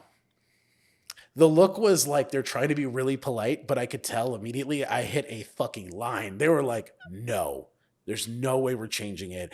And they were like trying to be like really nice about it, like, oh, well, maybe we'll do it. And they were like thinking about it, but I could tell it was just like a no. No. And it was so funny because they were trying not to be like so specifically no. They're trying to like, no, we're not too sure about that. I'm like, you're Being a little totally bit being Canadian, yeah, just like being nice. I'm just wrong. They're being super nice guys, and they totally are. And I was just like, you know what? I'm wrong. That's it. Cool. No problem. And that the song's staying the way it is, and it's still a great track. But I was like, in my head, maybe this works out. And they're like, no, that's not the way we want to do it. They didn't need to tell me to fuck off, but it was pretty clear that's what the message was. But again, they've listened, to their credit, like they let me do so much stuff to their tracks, and they loved other parts of it. So it's like, I don't really care if they change it or not. The song's still cool. I'm still down to produce it, and I'm still in 100% like I would be otherwise. It's just like, you didn't need to listen to that idea anyways. Yeah. So Would you consider now that you're getting that you've like part of your skill set has gotten richer because you might or might not be better at reading people? You mentioned earlier that you were like whenever someone gets into the studio and you're like, you're just not in the mindset that I need you to be, as well as you recognize your own mindset. yeah. Do you consider that part of your like skill set, and has it like gotten better, or have you always been someone who really knows how to read people? I think that only comes with time. I think when I was younger, I had more bravado thinking that I knew how to read people when I didn't have a fucking clue. Okay. You're 22 and you think you're 23 and you think, so we don't. You think you were born with street smart, Well, like you're just street cocky. smart You're just down, yeah. cocky about it. Because your brain's not fully developed. So I'm not 100% sure it's developed now and I'm 32. So it's like, does that come? Is that a thing? It is something that I realized I was a bit better at, and I had more patience at than the average person. The people that I really looked up to as producers were quite good at that. Locally, Howard Redicop in particular. On the grander scale, Rick Rubin, who is his whole thing is about working with the person and not so much like the technical side of things. It's working with the person and helping them in the best way they need to create the art. So it's a skill that I realized that I was a little bit better at, and then tried to learn more about earlier on in my career. Like when I was going to school, I had this psychologist, therapist woman named Tamara, and she showed us a bunch of. And I love Tamara. She's still in Vancouver. She was just a part of the ARC program last year as well. Oh, okay. If you heard of the ARC program for artists, it's a phenomenal opportunity for like knowledge growth and stuff like that. Okay. So Tamara was basically made us all cry in the first class and was reminding us that creation and working with people is a skill of it reminds us that recording people is a skill of working with people, not just hitting record. For me, just sitting down and hitting a button to start recording is super boring, and I don't like doing it. I like working with people and where I can make an impact and making their performance better, or making them more relaxed so they can, give this emotion through. So it's one that I tried to learn more and more as I realized it was something that was needed, and it's something that artists wanted. So like she showed us movies working with. Basically, she taught us that artists are inherently some of the most delicate people in the world that we have but I mean this in the best way, because they express that vulnerability. Yes, exactly. So we watched Some Kind of Monster, Devil and Daniel Johnston, and another movie I can't remember. And each of them were about insane creatives who were overcoming or dealing with major things. So James Hetfield was, when Some Kind of Monster was filmed for Metallica, he was coming out of being sober for the first time, and he was very limited on how much time he could spend in the studio and his energy and what he was in the space. And the whole recording process of that and the producer working with that was a complete change for how they've done all of their other records, where they've gotten all of their success. All of a sudden, their lead guy who's into partying and doing all of this stuff is like no more than 5 hours in the studio because it affects his mental health. Yes. So Yes. it's like how you as a producer is trying to make this record, make Metallica sound amazing and do all this, and then working with this extraordinary, delicate artist Yeah. on the other and that's just one instance, right? We have James Hetfield coming into sobriety. I loved him, Hetfield. Like, I Like, love him. yeah, and it's just And like, it's so crazy to think about him, and because he's Metallica, you yeah, know, but like, or he isn't Metallica, but he's from Metallica. well, But you know, yeah. yeah. So yeah, it's like to think of someone maybe who even looks like that and plays like that is like Yeah. vulnerable, and it's like, yes, It's hard. he's sensitive and vulnerable, and you need to be able to read that and foster a better environment for him to be his best self, so you can, you know, get the best out of his music. While at the same, so you're trying to respect the space that he needs. You're trying to deliver a product to a label. In this case, I don't really work with too many labels right now. That'll change. But you're trying to deliver this project to a label that is expected of Metallica, and then you have your other people in a band who don't realize what this guy's going through, because he's the one that just went through all the rehab, not those guys. Yeah. So they don't understand this pussyfooting around type thing of like, well, I only want to record for 5 hours. It's like, well, what happened to 12, 15 hours in the studio like we used to, right? They're expecting something. So that's just one side of like, here is a type of person you might work with. The other was Devil and Daniel Johnston, where Daniel Johnston, and I don't want to misquote, he passed away a few years ago, incredible, creative, very much a true kind of like a singer-songwriter, poet, troubadour, but he had some mental health stuff that affected him. Sometimes he had very like manic and depressive episodes and stuff like that, but he would be incredibly creative and play all of these shows and make all this amazing music, and the other times have to retreat and hide. But he was amazing all of the time. So it's like, how do you deal with an artist that might be like Hetfield? How do you deal with one that might be like Daniel Johnston? Because it's not about sitting into the studio and recording a good record. You have to work with that person to pull the best out of them. Yeah. And sometimes that means doing absolutely nothing, and other times it means kind of playing mind fuck with people. Like, I don't want to put the people in bad spots, but it's like I've had to do things where in the simplest sense, my favorite one is just before I hit record, especially with a new artist or like a particular song, I get them to explain, and I mean just before, like we've got our levels and everything, headphones are good. What's this song about? Explain this tune to me. Like, how did you write this really quick? And I won't do it as like I'm putting them to task. It would just be like, so just before we get going, like, what's this all about? And it's like, well, this one's about my mom and me losing her, and So they and get how into I felt. that like Yep. headspace, and you're like, Yep, close. You're And then good. my next one is, what's your favorite color? And I'll go, cool. And I got hue lights set up in the studio, so I can just change the color of all the studio. wow, It's little stuff though, right? And it's just all the technical sides there. I've done all the pre-production. I've done all the other work beforehand. And this is just that last little bit to make sure we're there. So it's like, what are we Wow. two doing? What are we talking about? What's the song about? How did you come up with this emotion originally? Sometimes it's a party tune and I don't really need to do that. I just got to keep the energy up, right? And then it's like, oh, my favorite color is green. And I go, boop, and it changes to green. You know, and they cool. And then I hit record and we start getting our stuff down. But on the flip side, it's been like, I've had to piss artists off too, where like I had a rapper I was working with who he can remain nameless. He doesn't deserve to be named. He really early on in my career, But his name starts with. I don't remember. We really early on in my career, I was recording over Christmas. I was working at Sport Check that used to be beside Holt Renfrew downtown here. Oh, nice. And the studio was this little hole in the wall. So over this period of time, he came from Alberta. So he was not local. He came from Alberta to come here to record. We did it over Christmas, so I missed He was a holidays. rapper from Alberta. Yeah, I missed all of my holidays with my family and stuff to record this because I wanted to prove this.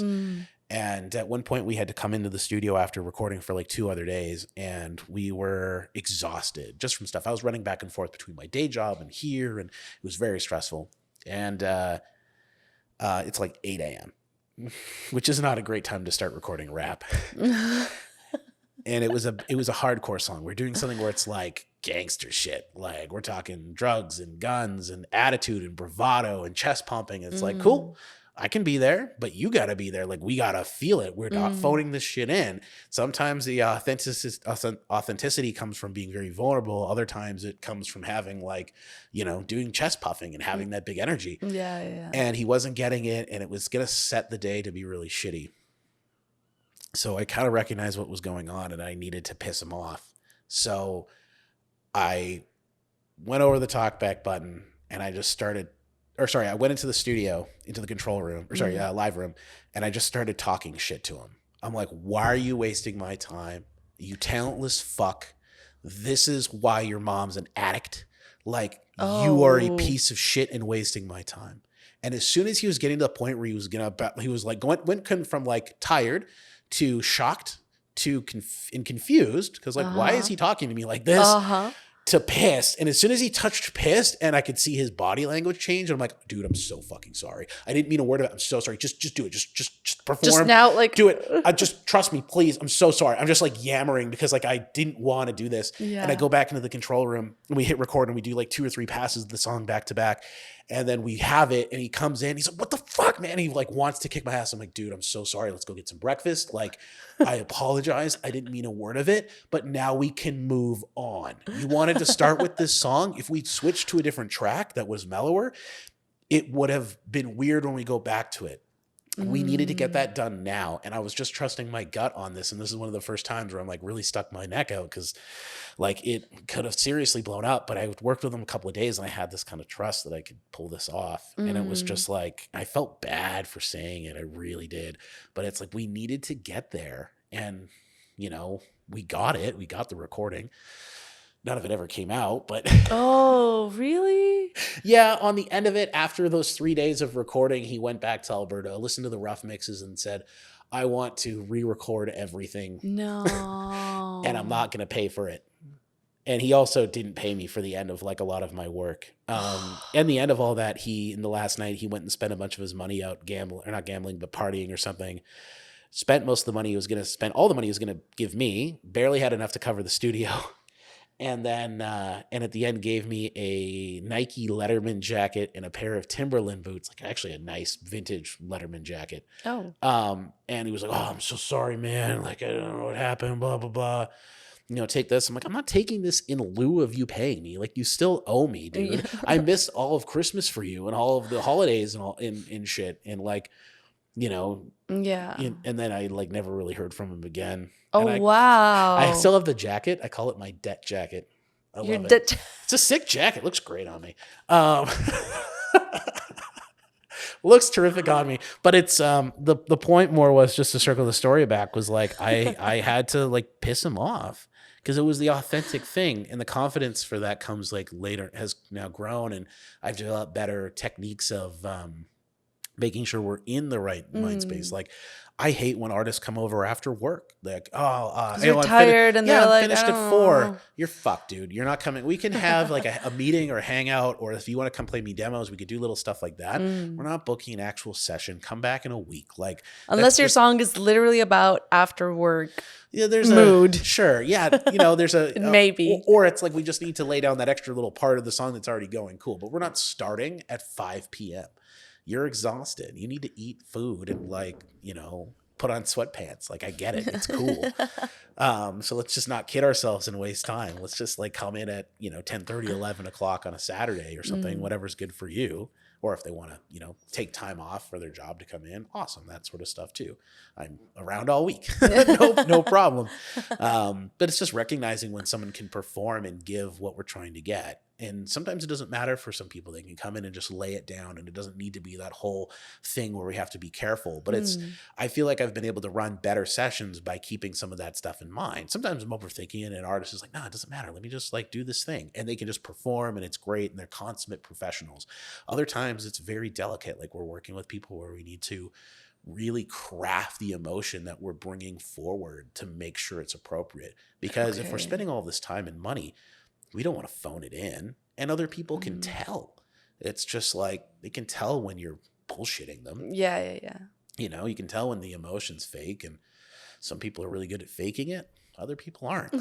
So it's just kind of like, I don't know, recognizing it sometimes and giving space for that sort of thing. And Yeah, I feel very fortunate that I've got that kind of skill set now, because now I'm confident in the fact where I'm like, you come to me because you want to make a great record, not because I have a room and you can hit record. You Yeah. know, I love my little Vibe Cave studios. I love my spot, but it's just like where I exist. It's rather than a studio for hire, because we'll go to the Sunshine Coast or to Rain City Recorders or to, Warehouse or Armory, wherever the record needs to be made. But it's more of like me coming forward to help, and Mm. that's why. If you just want someone to hit record, I got way more patient buddies than me that charge less, that'll make you sound great and will just not say a word and Just hit run Pro Tools. record. Yeah. And those kinds of people are absolutely necessary too. It's just not what I'm as into, Okay. you know. And how did you like how did you discover that? Did you find that since the beginning you were always like, I need to tell them, like need to tell the artist this and that? Or was it more like you started to build that confidence into saying like you're doing it wrong? Build Was it more like, yeah, did you start more like shy and just be like, okay, I'm just gonna record, but I don't feel comfortable with this? uh it's changed depending on where I'm at. Like, because I still love to I still love to be hired by people that don't need me as a producer and they just need me as an engineer. Okay. But an engineer that's still like conscious as a Yeah, producer. yeah, So I'm okay. not necessarily guiding them or doing all of that stuff.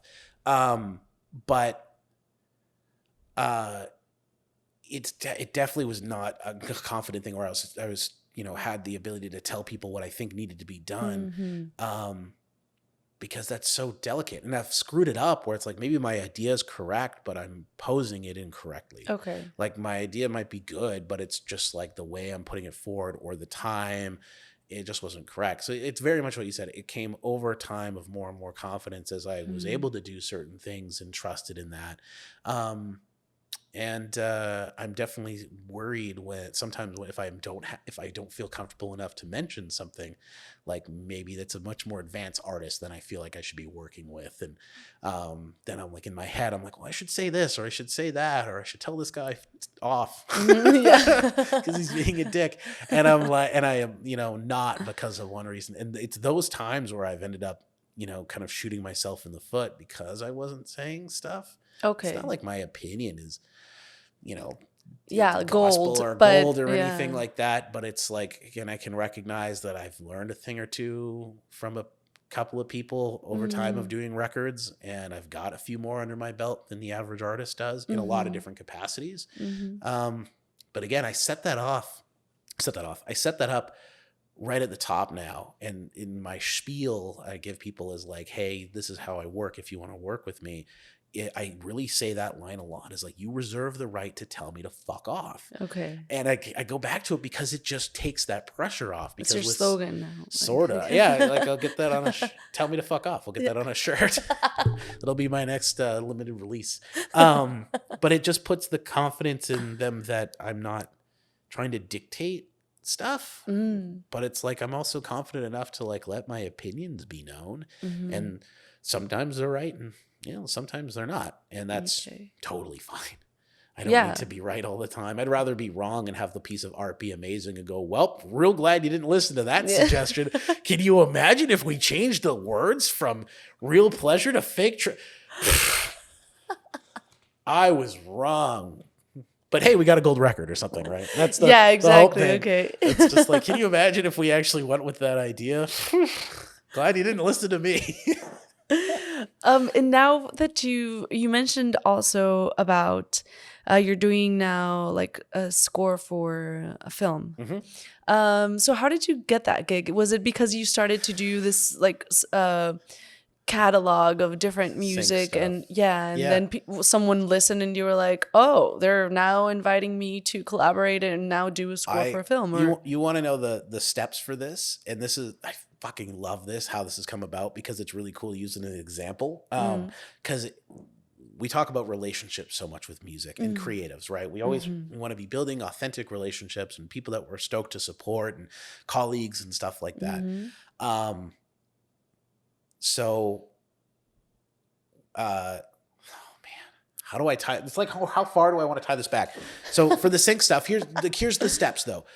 I worked with an artist named Francis Arevalo who runs a company called Uidu Sound. Francis is an amazing creative and manages a number of amazing artists and creates a lot of himself. He's a producer, he's an artist, he's a lyricist and a phenomenal person across the board. Mm. Francis and I had a track we were working on. Our videographer worked at Lululemon. An advertising person at Lululemon heard the song while he was the video editor was on his break doing edits and said, we need this to be on an ad for Lululemon in the summer. They were going to pay you this much money. It's going to be for 30 seconds online only for ads. And we said yes. And we took that money and leveraged it into more artistic stuff. That was an accident. And I'm like, holy crap, this is how sync works. Cool. Wow. So now for the rest of the time, I'm slowly learning about sync. I'm trying to figure stuff out, getting it better as an artist, getting it better as a producer, creating better stuff. And I was trying to do more sync things because I'm ending up with this catalog that I'm working with artists anyways. We finish a track, it releases, I've got a split on it or something. And so I've got a vested interest in this. And I want to learn how to start pushing that a little bit more. And a friend of mine was working with a production company in town, and she says, you need to meet this director. You need to meet this producer, rather, and pitch your library. She heard the stuff that I had made that was just for sync. And she's like, well, you need to meet this guy. So she set up a meeting for us or helped. Wow. And was just like, you need to, and I showed him these tunes. And he was like, these are great. Like, I'm doing this sci-fi film later. And he pitched me this scene. And I went, wow, that's an incredible scene. And I made a piece of music. I was just like, I had time. And the next day, and I'm like, I wanted to make something for this. And I made this piece of music for the scene that he described. And I sent it to him, and he's like, holy fuck, this is amazing. Wow. You're scoring this movie now. Oh my God. So I went from like, hey, maybe I have some stuff that you can use as temp, or like, here's some background shit, or here's some like basic stuff, to like, do you want to score this? And I'm like, yeah. I've never done that, but I make music for emotions and for scenes of sorts all the time. And I've had some other sync stuff, so I understand. My own emotions even. Yeah, and other artists, and it's always based on a thing. So I'm like, well, I Yeah. can translate that. And I watch like film and TV and stuff and commercials and think about that sort of thing anyway. So it's like, yeah, I can do that. And that's 100% in my wheelhouse. And he's like, well, I've also got this other director I'm working with on a much smaller budget horror film. Ours is delayed by a year. Do you want to go do this? Do you want to score this one too? And I went, yeah. Definitely. And I fell backwards into it, but it was just the networking thing. So I learned about sync from working with an artist. I started to build the skill set and just becoming a better producer. I had networking and a friend from a previous project that put me in touch with this other producer. Again, more networking. I met him, and it was great. And off the very baseline, he would have maybe like taken some of my tracks to use for stuff that could have ended up in something. But then I just stuck my neck out, and I'm like, I think I can make something for this. He fell in love with it, as creatives do. And then I just said, yeah, I can take care of this. I was very particular of like, well, I don't really score in terms of like big cinematic string stuff. Like, that's not me. He's like, well, I don't want that. That's fine. I'm like, What do you mean big cinematic like, strings? if you were listening to like an epic score with a lot of like string parts, like a big orchestra, like Star Wars. Oh, I can't do Star Wars. I can't be Williams. I'm sorry. Yeah, I was gonna say, so like no John Williams, no kind of, but not necessarily, maybe, but not like that. I'm like, as long as you don't want that, I can help you, because I can bring any player I need in. I've got a large range of genres that I'm familiar with, and I can create in a lot of different ways. So like, yes, I can do this job for you. What do you need my help with? Yes, I can do that. This is, here's what I can do. So I was very clear about it, so I wasn't blowing smoke up anyone's ass. And I also said, like, I've never scored a film before. Most people will start with like an ad or a short film or something. And I jumped. I was just you sort of did with Lululemon a little bit. No, I mean, like, they'll get a custom brief, or they'll like make stuff and compose for something, or like tourism Vancouver thing, and you'll make a piece that helps show off this type of deal. It'll be something like that. Yeah. And through like trying to chat with colleagues that I knew did that, they're like, you're scoring 2 full lengths. Like, how the fuck did you fall into that? And I'm like, backwards. Respectfully, like, again, I'm learning and I'm trying to figure it out, and I'm not trying to walk around and say, look at me, I'm a composer now. It's like, well, I can do this. Like, pretty sure I can. It's going to be a lot of work. Again, I recognize that, but also I have the skill set from doing all of these different genres, all of these different productions, all of these different styles of creating stuff. And I went, yeah, okay. You have so much information in your brain, and like from so many different parts of I don't know, from different artists and different genres, as you mentioned. Hmm. So I guess your encyclopedia is probably like bigger than other artists. Maybe not I other, like there are probably many artists that also have like a huge encyclopedia in their Sure. head. But you already have an advantage. Hmm. So, and you know what, like, yeah, you know who you have, all the contacts you have, so you know what could work and how to work I'm it. confident at this point, Yeah. and I'm able to translate that confidence when I'm talking with like the producer or the director in this Mm. case, and say like, yeah, this doesn't come from, this opinion doesn't come from nowhere, Mm. right? And again, I can be wrong, or maybe it's not up to me. Even in this last round with this horror film, I sent this thing to him, and I said, I don't think this works. Like, what you want for this trailer, I think is silly. And he's like, you know what? I want this version of it. I went, okay. Okay. I'll pick a different hill to die on if I need to. It's not worth it for this. I don't disagree with him that vehemently that it matters, right? Like, I could say like, no, you're not doing that, because one of his things, like, I want you to be my Hans Zimmer, and I'm like, do you have any idea what that entails? First off, thank you, not Hans Zimmer. Second, you need to have way more faith in me when I tell you to do something, because you don't really say no to Hans. But his whole thing is like, I'm just gonna we're gonna finish the film, do all of do the director's cut, and then give it to you, and then you're gonna do all of the composition and stuff to it, and then you're gonna come back to us with this amazing thing. And I'm like, all right, I can Now, do it, but yeah. How long are you gonna have once? Like, are you gonna? Because I know that for like scoring, there is like it depends so much, depending on like the production company, the like whatever the director, the like, and some directors give to the musical person that's going to do the scoring. I don't know what the official name for that is. oh, For the scorer, composer. for the composer, yeah. For the composer, is it gonna, like, sometimes it's like 1 week, sometimes it's like you have 3 days, sometimes it's like I'm gonna give you, like, you're gonna have a whole month so you can really dial in the mood, the, like, whatever. If you want to develop a whole language for like even each character, so each character can have its own, In this which is what particular John Williams movie, does, even though in a very epic 100%. yeah, Yep. but And it's like, I'd love to take 5% of what he can do and put it into this movie. That'd be amazing. But with this guy in particular, this director is like, you have as much time as you need almost. okay. Like when it finally comes to me, because I was just cutting some stuff for the trailer, because they're going to have this opportunity, and it's like, yes, I'll get this done for this thing, and it's a very short time frame. I think like yesterday was my due date, and I got it to them the day before or whatever, so the editors and stuff can do their other shit on top of it. Okay. Yeah, it's all these processes and layers. You've always got another person that's going to be working on something apparently. And but he's I was like, well, what's your timeline? And he's like, well, flexible. He's like, I want you to spend as much time as you need to make this right. And he's like, he's talking about months. And I'm like, it's not going to take me months, dude.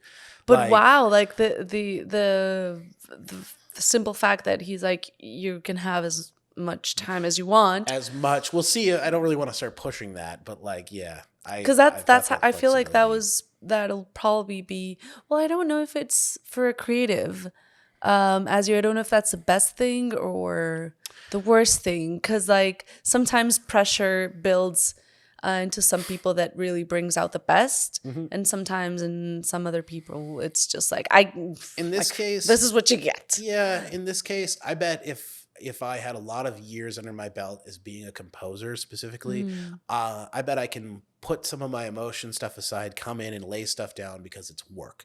And that's true. Yeah. That just happens. And same goes for me as an engineer and a producer. As much as I talk about the emotions and stuff, there's times where I just need to like suck it up and get it done, because you're there to get a job done, and that's ultimately a part of it. In this And you already case, have the discipline, like you already know what, a bit like, of it, yeah. I mean, I'm my own worst enemy. But it's like, it's my time frame. I can walk into my studio and kind of dictate stuff, and like, what do I feel like creating? What emotion? Luckily with this film, because I've got so much time, if I don't feel like doing the super intense emotive stuff, then I can switch over and maybe do some of the epic stuff, and or vice versa. So I do have that freedom to just walk in, and to be honest, that feels so nice to just like know that I have that going for me. But I already kind of do that. Like today I get to Today, well, this morning was answering emails and doing business stuff. Then I went and taught in North Vancouver for a few hours. And then I came to the studio, did some stuff, and then came here. So my day is creative and full of different stuff. Other things that's rolling in at like 11 a.m.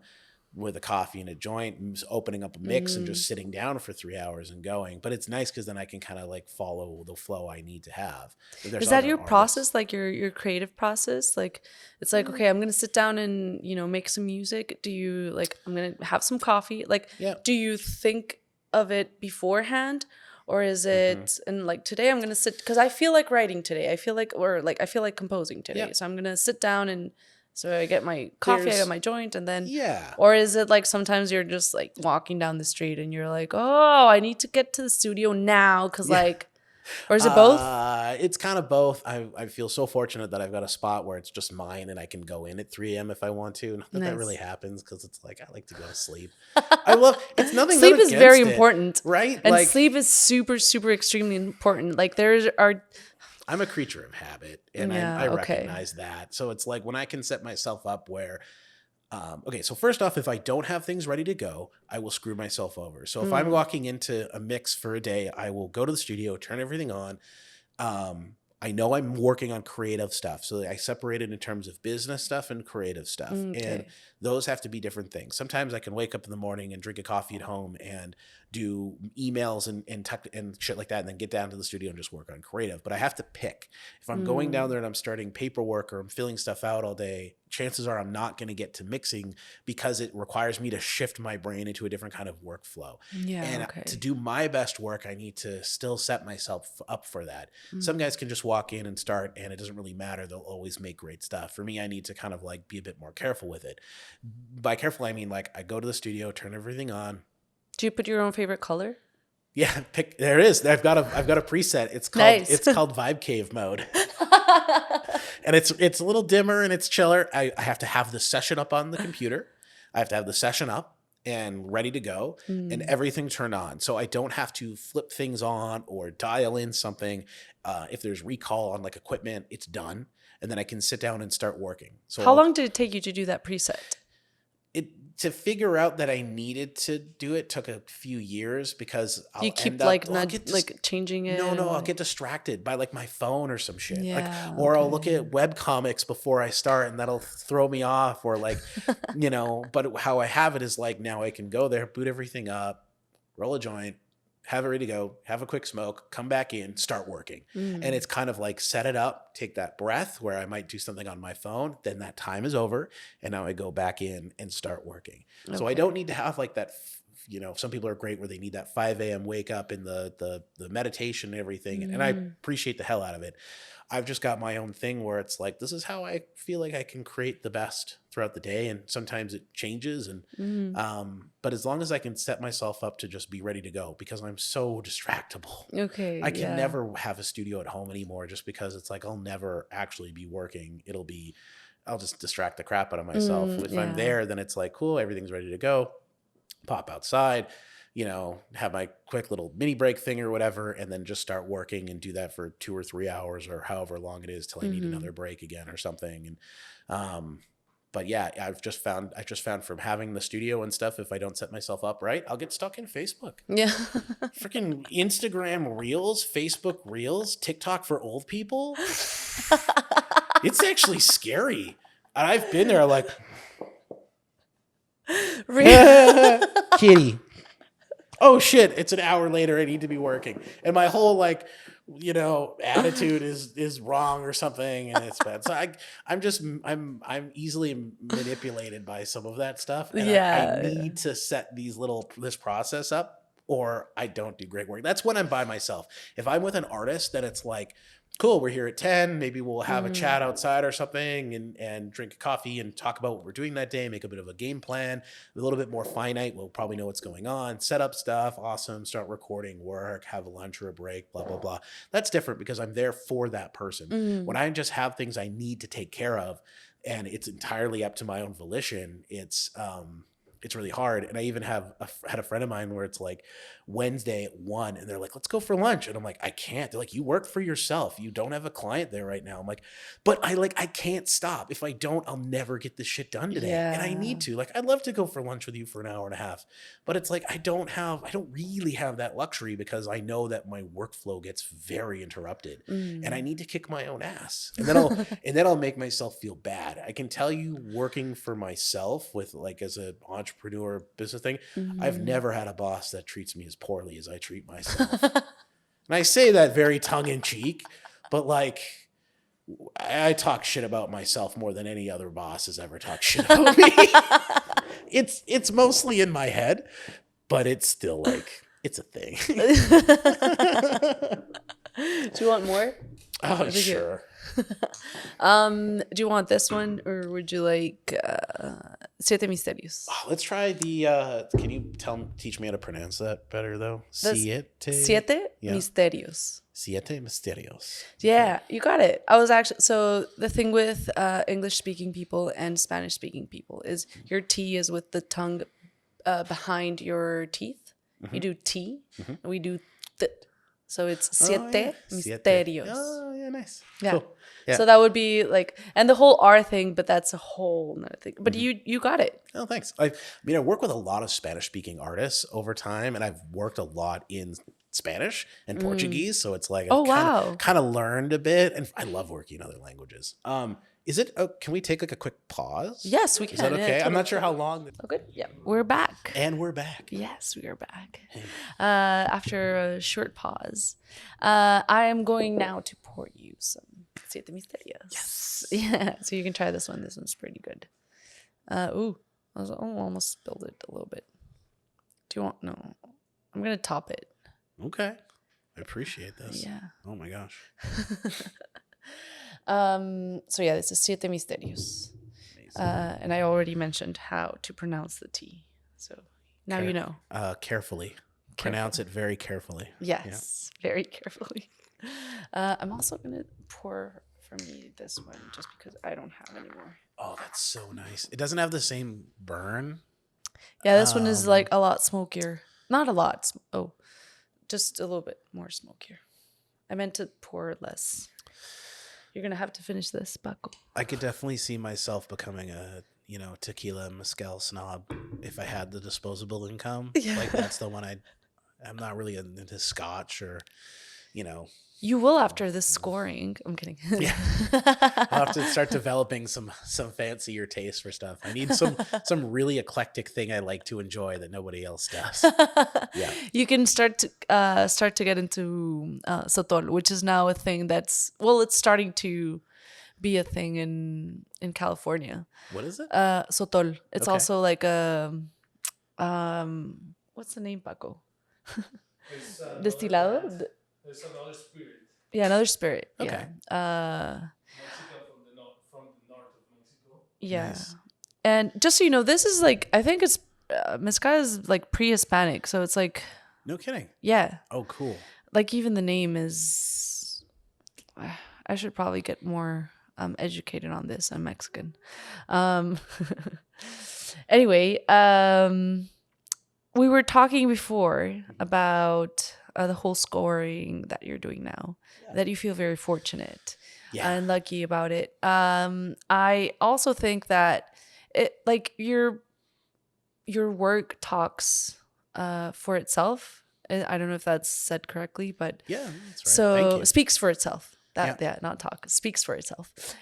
So even though you might think you're lucky, I mean, I guess you were lucky maybe in the circumstances that it was given, but if your work hadn't really spoken for itself, you wouldn't have gotten this gig. So Yeah. you should own it as well. Like I do own it. I just do it.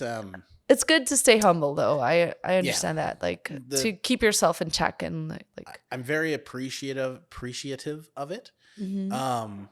And yeah, I like to say like I'm very fortunate rather than lucky, just because like I still put myself in a position to do this. Luck is still a component. What was the term I heard a little while ago? What was the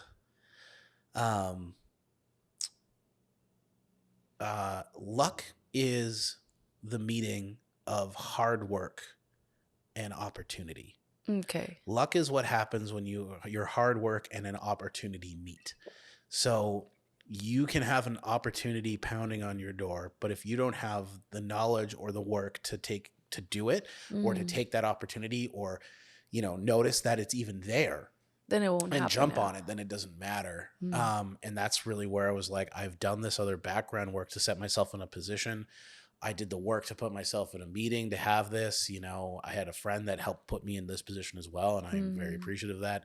And then I proved I could do it, and then I went and did the work, and then I was offered these opportunities for these scoring gigs where, depending on who you're talking to, you'd work your way up with smaller stuff before you'd get there.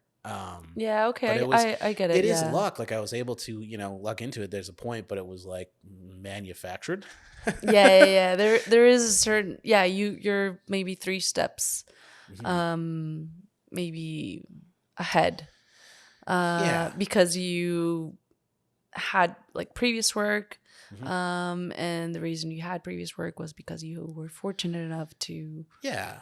And Yeah. I did good stuff. I was personable and not a dick, to the point where, a friend's like, you do a great work. You need to put this. She's actually, her name's Natalia, and she lives in like Arizona or something now, but she set me up with like some amazing artists and opportunities. Just herself was like, you need to meet this person. You need to work with this person. Wow, it's a great Yeah, friend. she did honestly for some of my best work lately. That pop song I mentioned with the busker earlier on, where he's like playing the song a lot. I met him through her. I met another phenomenal pop artist that I've got tracks with that sound amazing, and I'm really proud of, because I feel like it's an extension of the work I've done and like another step. And then this producer, like when everything comes to fruition in like a year or two, and things are all done, I owe her a nice bottle Yeah. or something. Because she set up like a bunch of stuff, but it's then like A jacket of. recognizing them. I'm kidding. I'll buy her own matching Yeah. Letterman's jacket. Yeah. But no, it's just like, and then recognizing that she had legitimate opportunities, because there's a lot of stuff. Oh, you got to meet this artist. You got to record with this person. And there's someone that might have a cool song, but they're not really like a good client necessarily. They might be a great artist, but not someone for me. So it's just like that girl's 3 for 3 right now. If she said like, Brady, you got to meet this guy, I'd be like, cool, I'm fucking flying to Arizona. Like, I trust you at this point, Nat. Like, we're making this happen. No problem. Yeah. I also wanted to ask you. I wanted to ask you this like since the beginning, but somehow I just forgot. The conversation led elsewhere. Fair. But you did mention that you were in school where you had this amazing teacher that showed you a little bit about like touching into your own emotions or tapping into your own emotions and like learning how to read. So you were in school for what precisely? To get my parents off my back, mostly. No, I'm kidding. Which is what a lot of people do. Yeah. Well, kinda. I mean, I knew I didn't want to do university. So before I switched to music, I thought I wanted to be a geophysicist or a geologist since I was like 6, 7. Then I did a year of it, and I realized this sucks. It's cool. I like rocks and I like being outside and doing that, but I don't want to do this as a job, and I don't want to work for an oil company, which was the jobs at the time. And then I had a girlfriend over here and all this stuff. And then I knew my parents and grandparents wouldn't, which I'm because you're from Nanaimo. Yeah, so from you Nanaimo, moved over here. Yeah. And I recognize I'm very fortunate to have supporting family that was pushing me for this. And they're like, well, you have to go to university. Like, it's not an option. You're not taking a year off. If you don't want to do this, then you're doing something else. And I'm like, well, there's this music school called Nimbus in town in Vancouver that I could go to. And I ended up coming over here and checking it out and convincing my grandparents that it was worth spending the money that we'd all saved up for my education to go spend a hunk of it on. And I was like, yeah, now I'm moving to Vancouver and doing music and still not having really any idea. But yeah, I went to Nimbus in 2010, just after the Winter Olympics in Vancouver. Oh, okay. So everything was kind of like buzzing still post Olympics and all of that stuff. And I moved to town, and I was like 19, and I didn't know my ass from a hole in the ground. I had a lot of learning and a lot of growing to do, like a lot. And it was here just figuring out what I wanted to do. So the music part with Nimbus was more coming from an audio engineering side, as like a very traditional sense, where you're working in a studio, you're working, you're starting from like cleaning toilets and mopping and stuff as an intern, and then Oh, really? Wow. Okay. slowly getting this job. And this was kind of the pattern. That's where a lot of the traditional stuff, and I want to say like old school guys, came from. And that's definitely a path still, but it's very uncommon nowadays. You can still sort of do it, but it's just different. Not a lot of large studios that are doing that sort of thing. Very uncommon to kind of start as that like intern thing. And it's also hard to live in Vancouver scrubbing toilets and making no money, because a lot of these guys were like, you're going to work for free for 6 months and you're going to work every day. So unless you have like the backing of a family, or you can, live in a hole in a wall and you don't like to eat, Yeah. you can do some of this stuff. So it just wasn't really practical. So they kind of taught that stuff from a very more traditional set. And it was like a year-long course or whatever. It was like engineering and then production. And I ended up working with some phenomenal people, and honestly, some of the best people in my life were some of those teachers there, not because necessarily of the school, though that helped put them all together, but just in terms of who they are, was Their folks own and putting quality, me in. like Like even, if I just want to name drop a couple of them, Sean Cole, who was a phenomenal local producer, moved out to Nova Scotia. I was just chatting with him a little bit earlier today, and, just set me up to learn how to work with people in a particular way. And another guy named Garth Futcher, who's been around in Vancouver making records for like 20 years or something like that. It's all these individual people and how they do stuff is what you're learning from, more than like this coursework. The course is there, but you're learning from these professionals and how they do their process of their making own records. personal experience and perspective. And And it was amazing for that. And there's just so many little instances from going to that school that I can kind of pull out, where it's like I learned this amazing little thing, just as an example, this was great. So I'm working with Futcher. This is in our first round of production, and we did a thing where every Wednesday, we had New Music Wednesday, we would sit down and we would buy 3 songs off iTunes. Just 2011, 2010. We're still buying songs on iTunes. But we buy 3 random songs on iTunes. Hopefully stuff we don't really know, because new releases were on Wednesday for iTunes at the time. And we'd go through and we'd pick them apart. We'd think about the song and the mixing and the arrangement, the instrumentation, and when they come in, and the key in the song. We'd kind of pick it all apart, and it was an analysis exercise, and it was great. Oh, wow. At one point we had a song where it was like a country tune. And Garth Richardson, the owner of the studio, owner of the school, walks in and pokes his head in. And he's like, "What are you doing? New Music Wednesday, blah, blah, blah." And he listens to this country track we did. And it's basically like singer, guitar, song, right? Country. And he goes, "Wow, I can't believe they did that." And we're like, What do you mean? Like, we've listened to the song like 3 times back to back. Like, what do you mean we can't believe what they did? And he's like, "You guys haven't noticed it yet? What's not there?" And he's looking at us and he's like, "What's not there?" And we're all like, I don't want to look stupid. It's like the breaths. They're like, "Well, it's an acoustic and a vocal thing. And in all of the singer is breathing and performing a song." Right. So breaths, and especially doing, some podcast stuff, we're used to getting rid of them.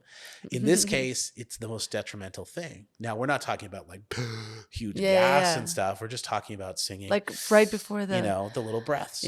All of them were gone. And and I'm talking gone, they were edited out. They were cut and trimmed in Pro Tools or whatever, and they were completely taken out. And as soon as he mentioned it, we're like, "Whoa, what is with this song? It feels so fake." Like, it had connected to us. It was good. It was technically well done. But then we looked at it from this different person, at the spot of a person playing a guitar, giving this performance. And we're like, why is this inhuman? Taken out the breaths. Why is he not breathing? Like, why? And it was like, why can't I relate to this song? We could to a degree, and it was still connecting us because it was a well-written, well-produced track. But it's like, there was this bit where, there was this level of pop production done on a country song, which happens all the time, but it was just like so crazy. And then it was just like this knowledge drop. And that's one of those ones that I've taken through the rest of my career, is like breathing.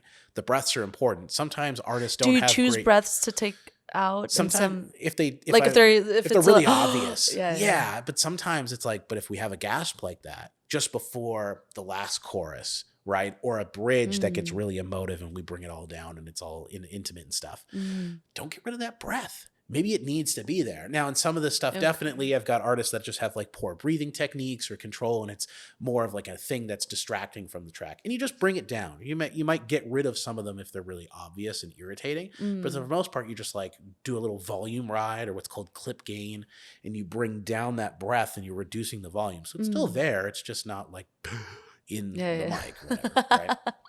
So it's like just that little stuff where it's like the school is fantastic. I learned a lot of stuff there, but I still only learned like, if I'm here now, I learned that much there. Yeah. In the whole scope of knowledge, this is our range.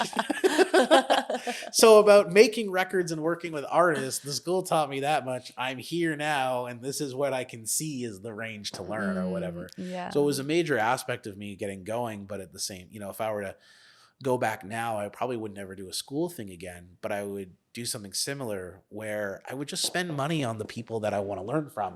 Okay. And what I mean is like everybody's really accessible nowadays. You'll be surprised of who you can't get a hold of, especially if you're, pester them a few times over Instagram or do some stuff, right?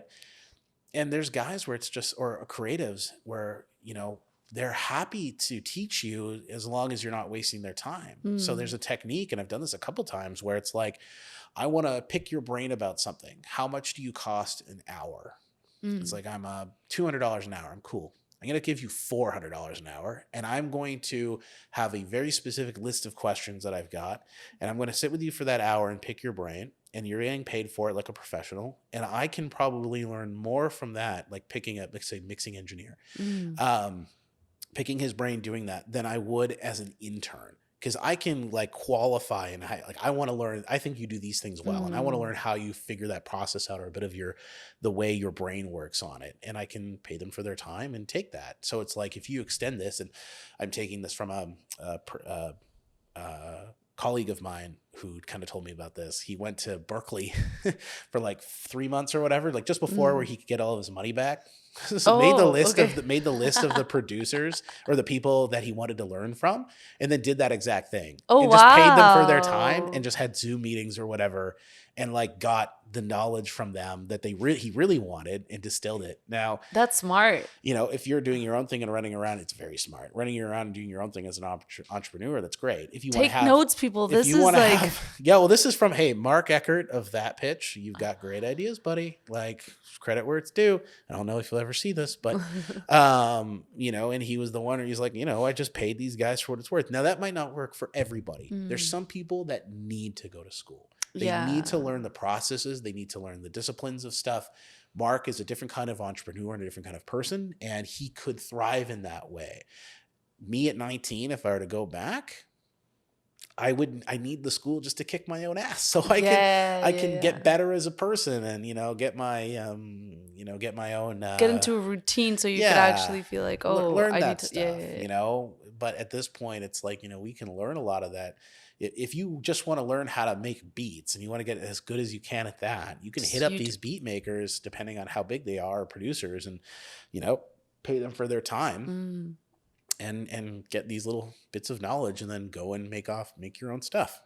So Mark is now changing, like changed my mindset about some of how we go about learning, because there's a very traditional thing in place where it's like you go to the school and spend money and stuff. But, there's people that enjoy talking about what they wanted, what they do, and are eager to pass this knowledge along as well, as long as you're also eager, willing, or serious. to, And it's like, I'll talk, and I mentioned earlier, like, it's hard to spend time, because I don't really shouldn't say this, but I don't really charge for it when I'm telling people about release strategy stuff. It's not like we sit down and now we're on the clock or whatever, a couple times. But if they're my artist, they're you have your invested. whole 19 list thing online but that everyone can just click on. Yeah, and I'm trying to but I have to explain stuff still out of it. So it's like, let's work on something together.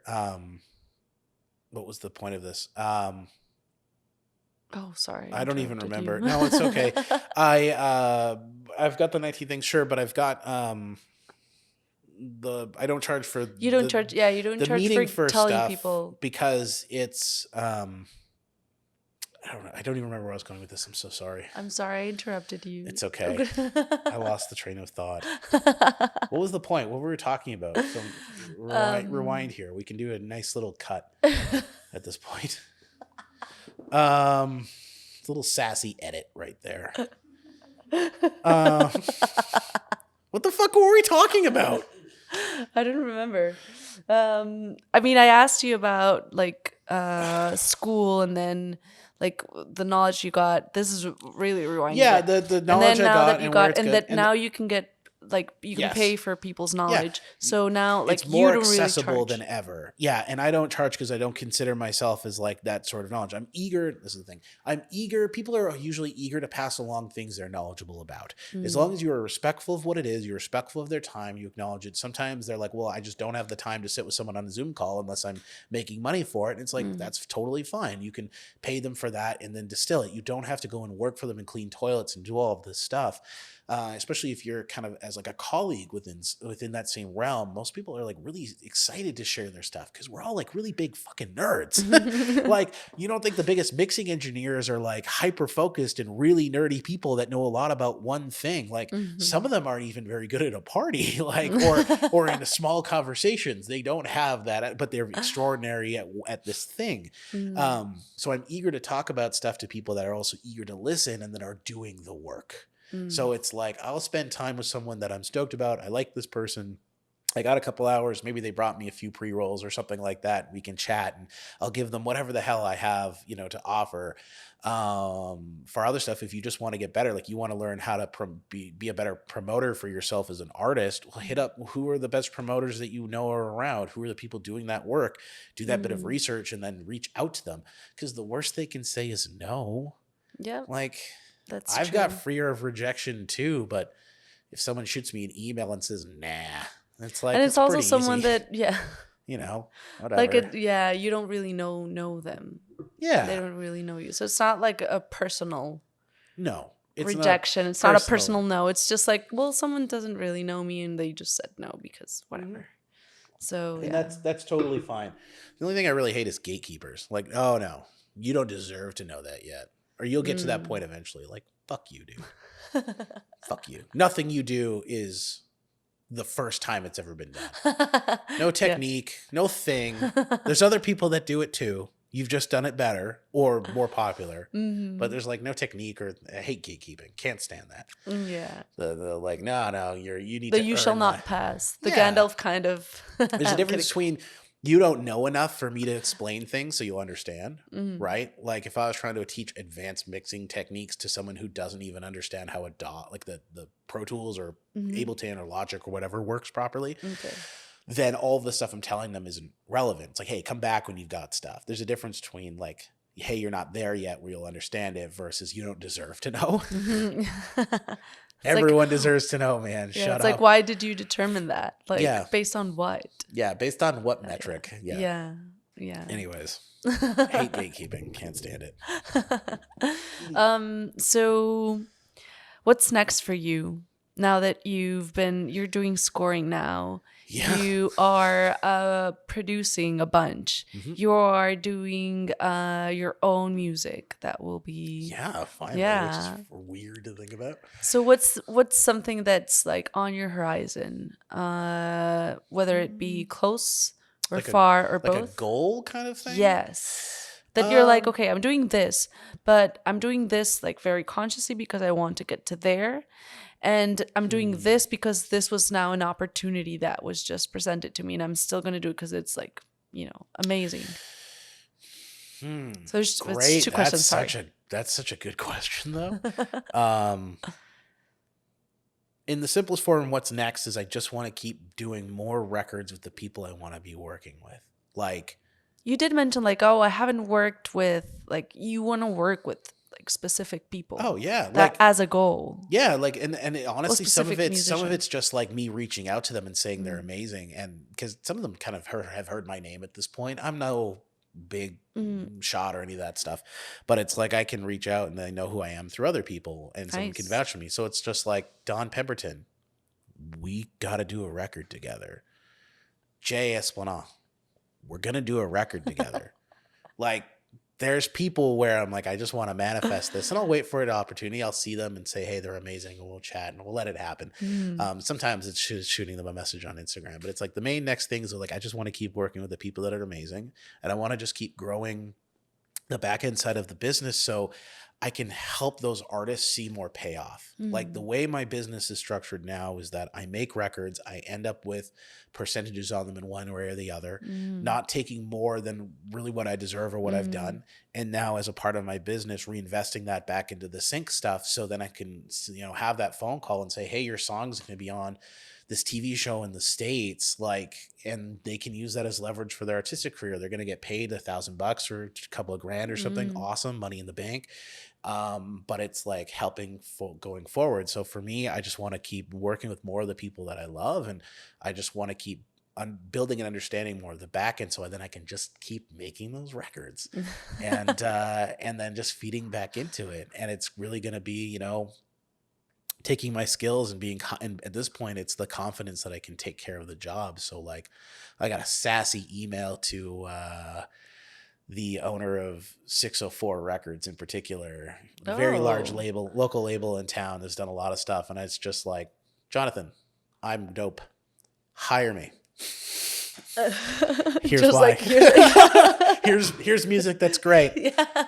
I can do that. It's just like part of it's being cocky, but it's also just asking for the opportunities that I want. Because I know You should hire me. I mean, duh. And just yeah, these are the reasons why.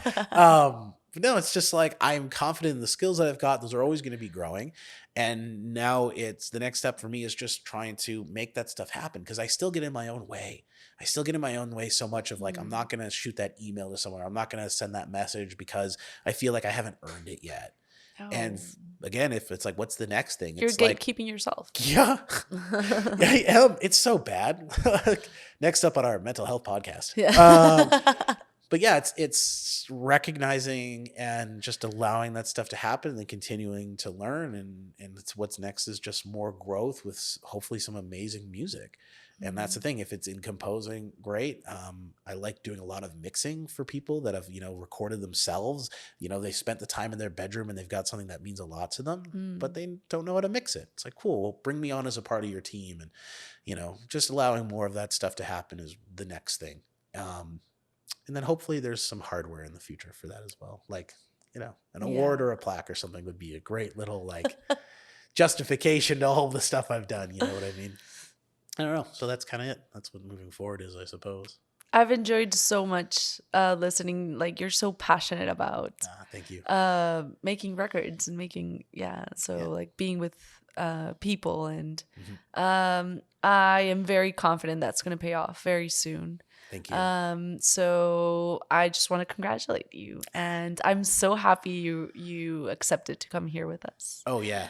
And I appreciate you bringing me in. I recognize the space that this started in as well, of like the kinds of people that you're bringing in and their backgrounds and stuff. And I'm a little out of left field for it. And I just appreciate that immensely. Just again, I recognize the artists that you were chatting with and who you've had, and they need their space as well. So thank you for having me. Well, we're going to give a nice cheers at the end. Yes. The first or the third of many. Yes. We'll have more of these in the future. Definitely. Cheers.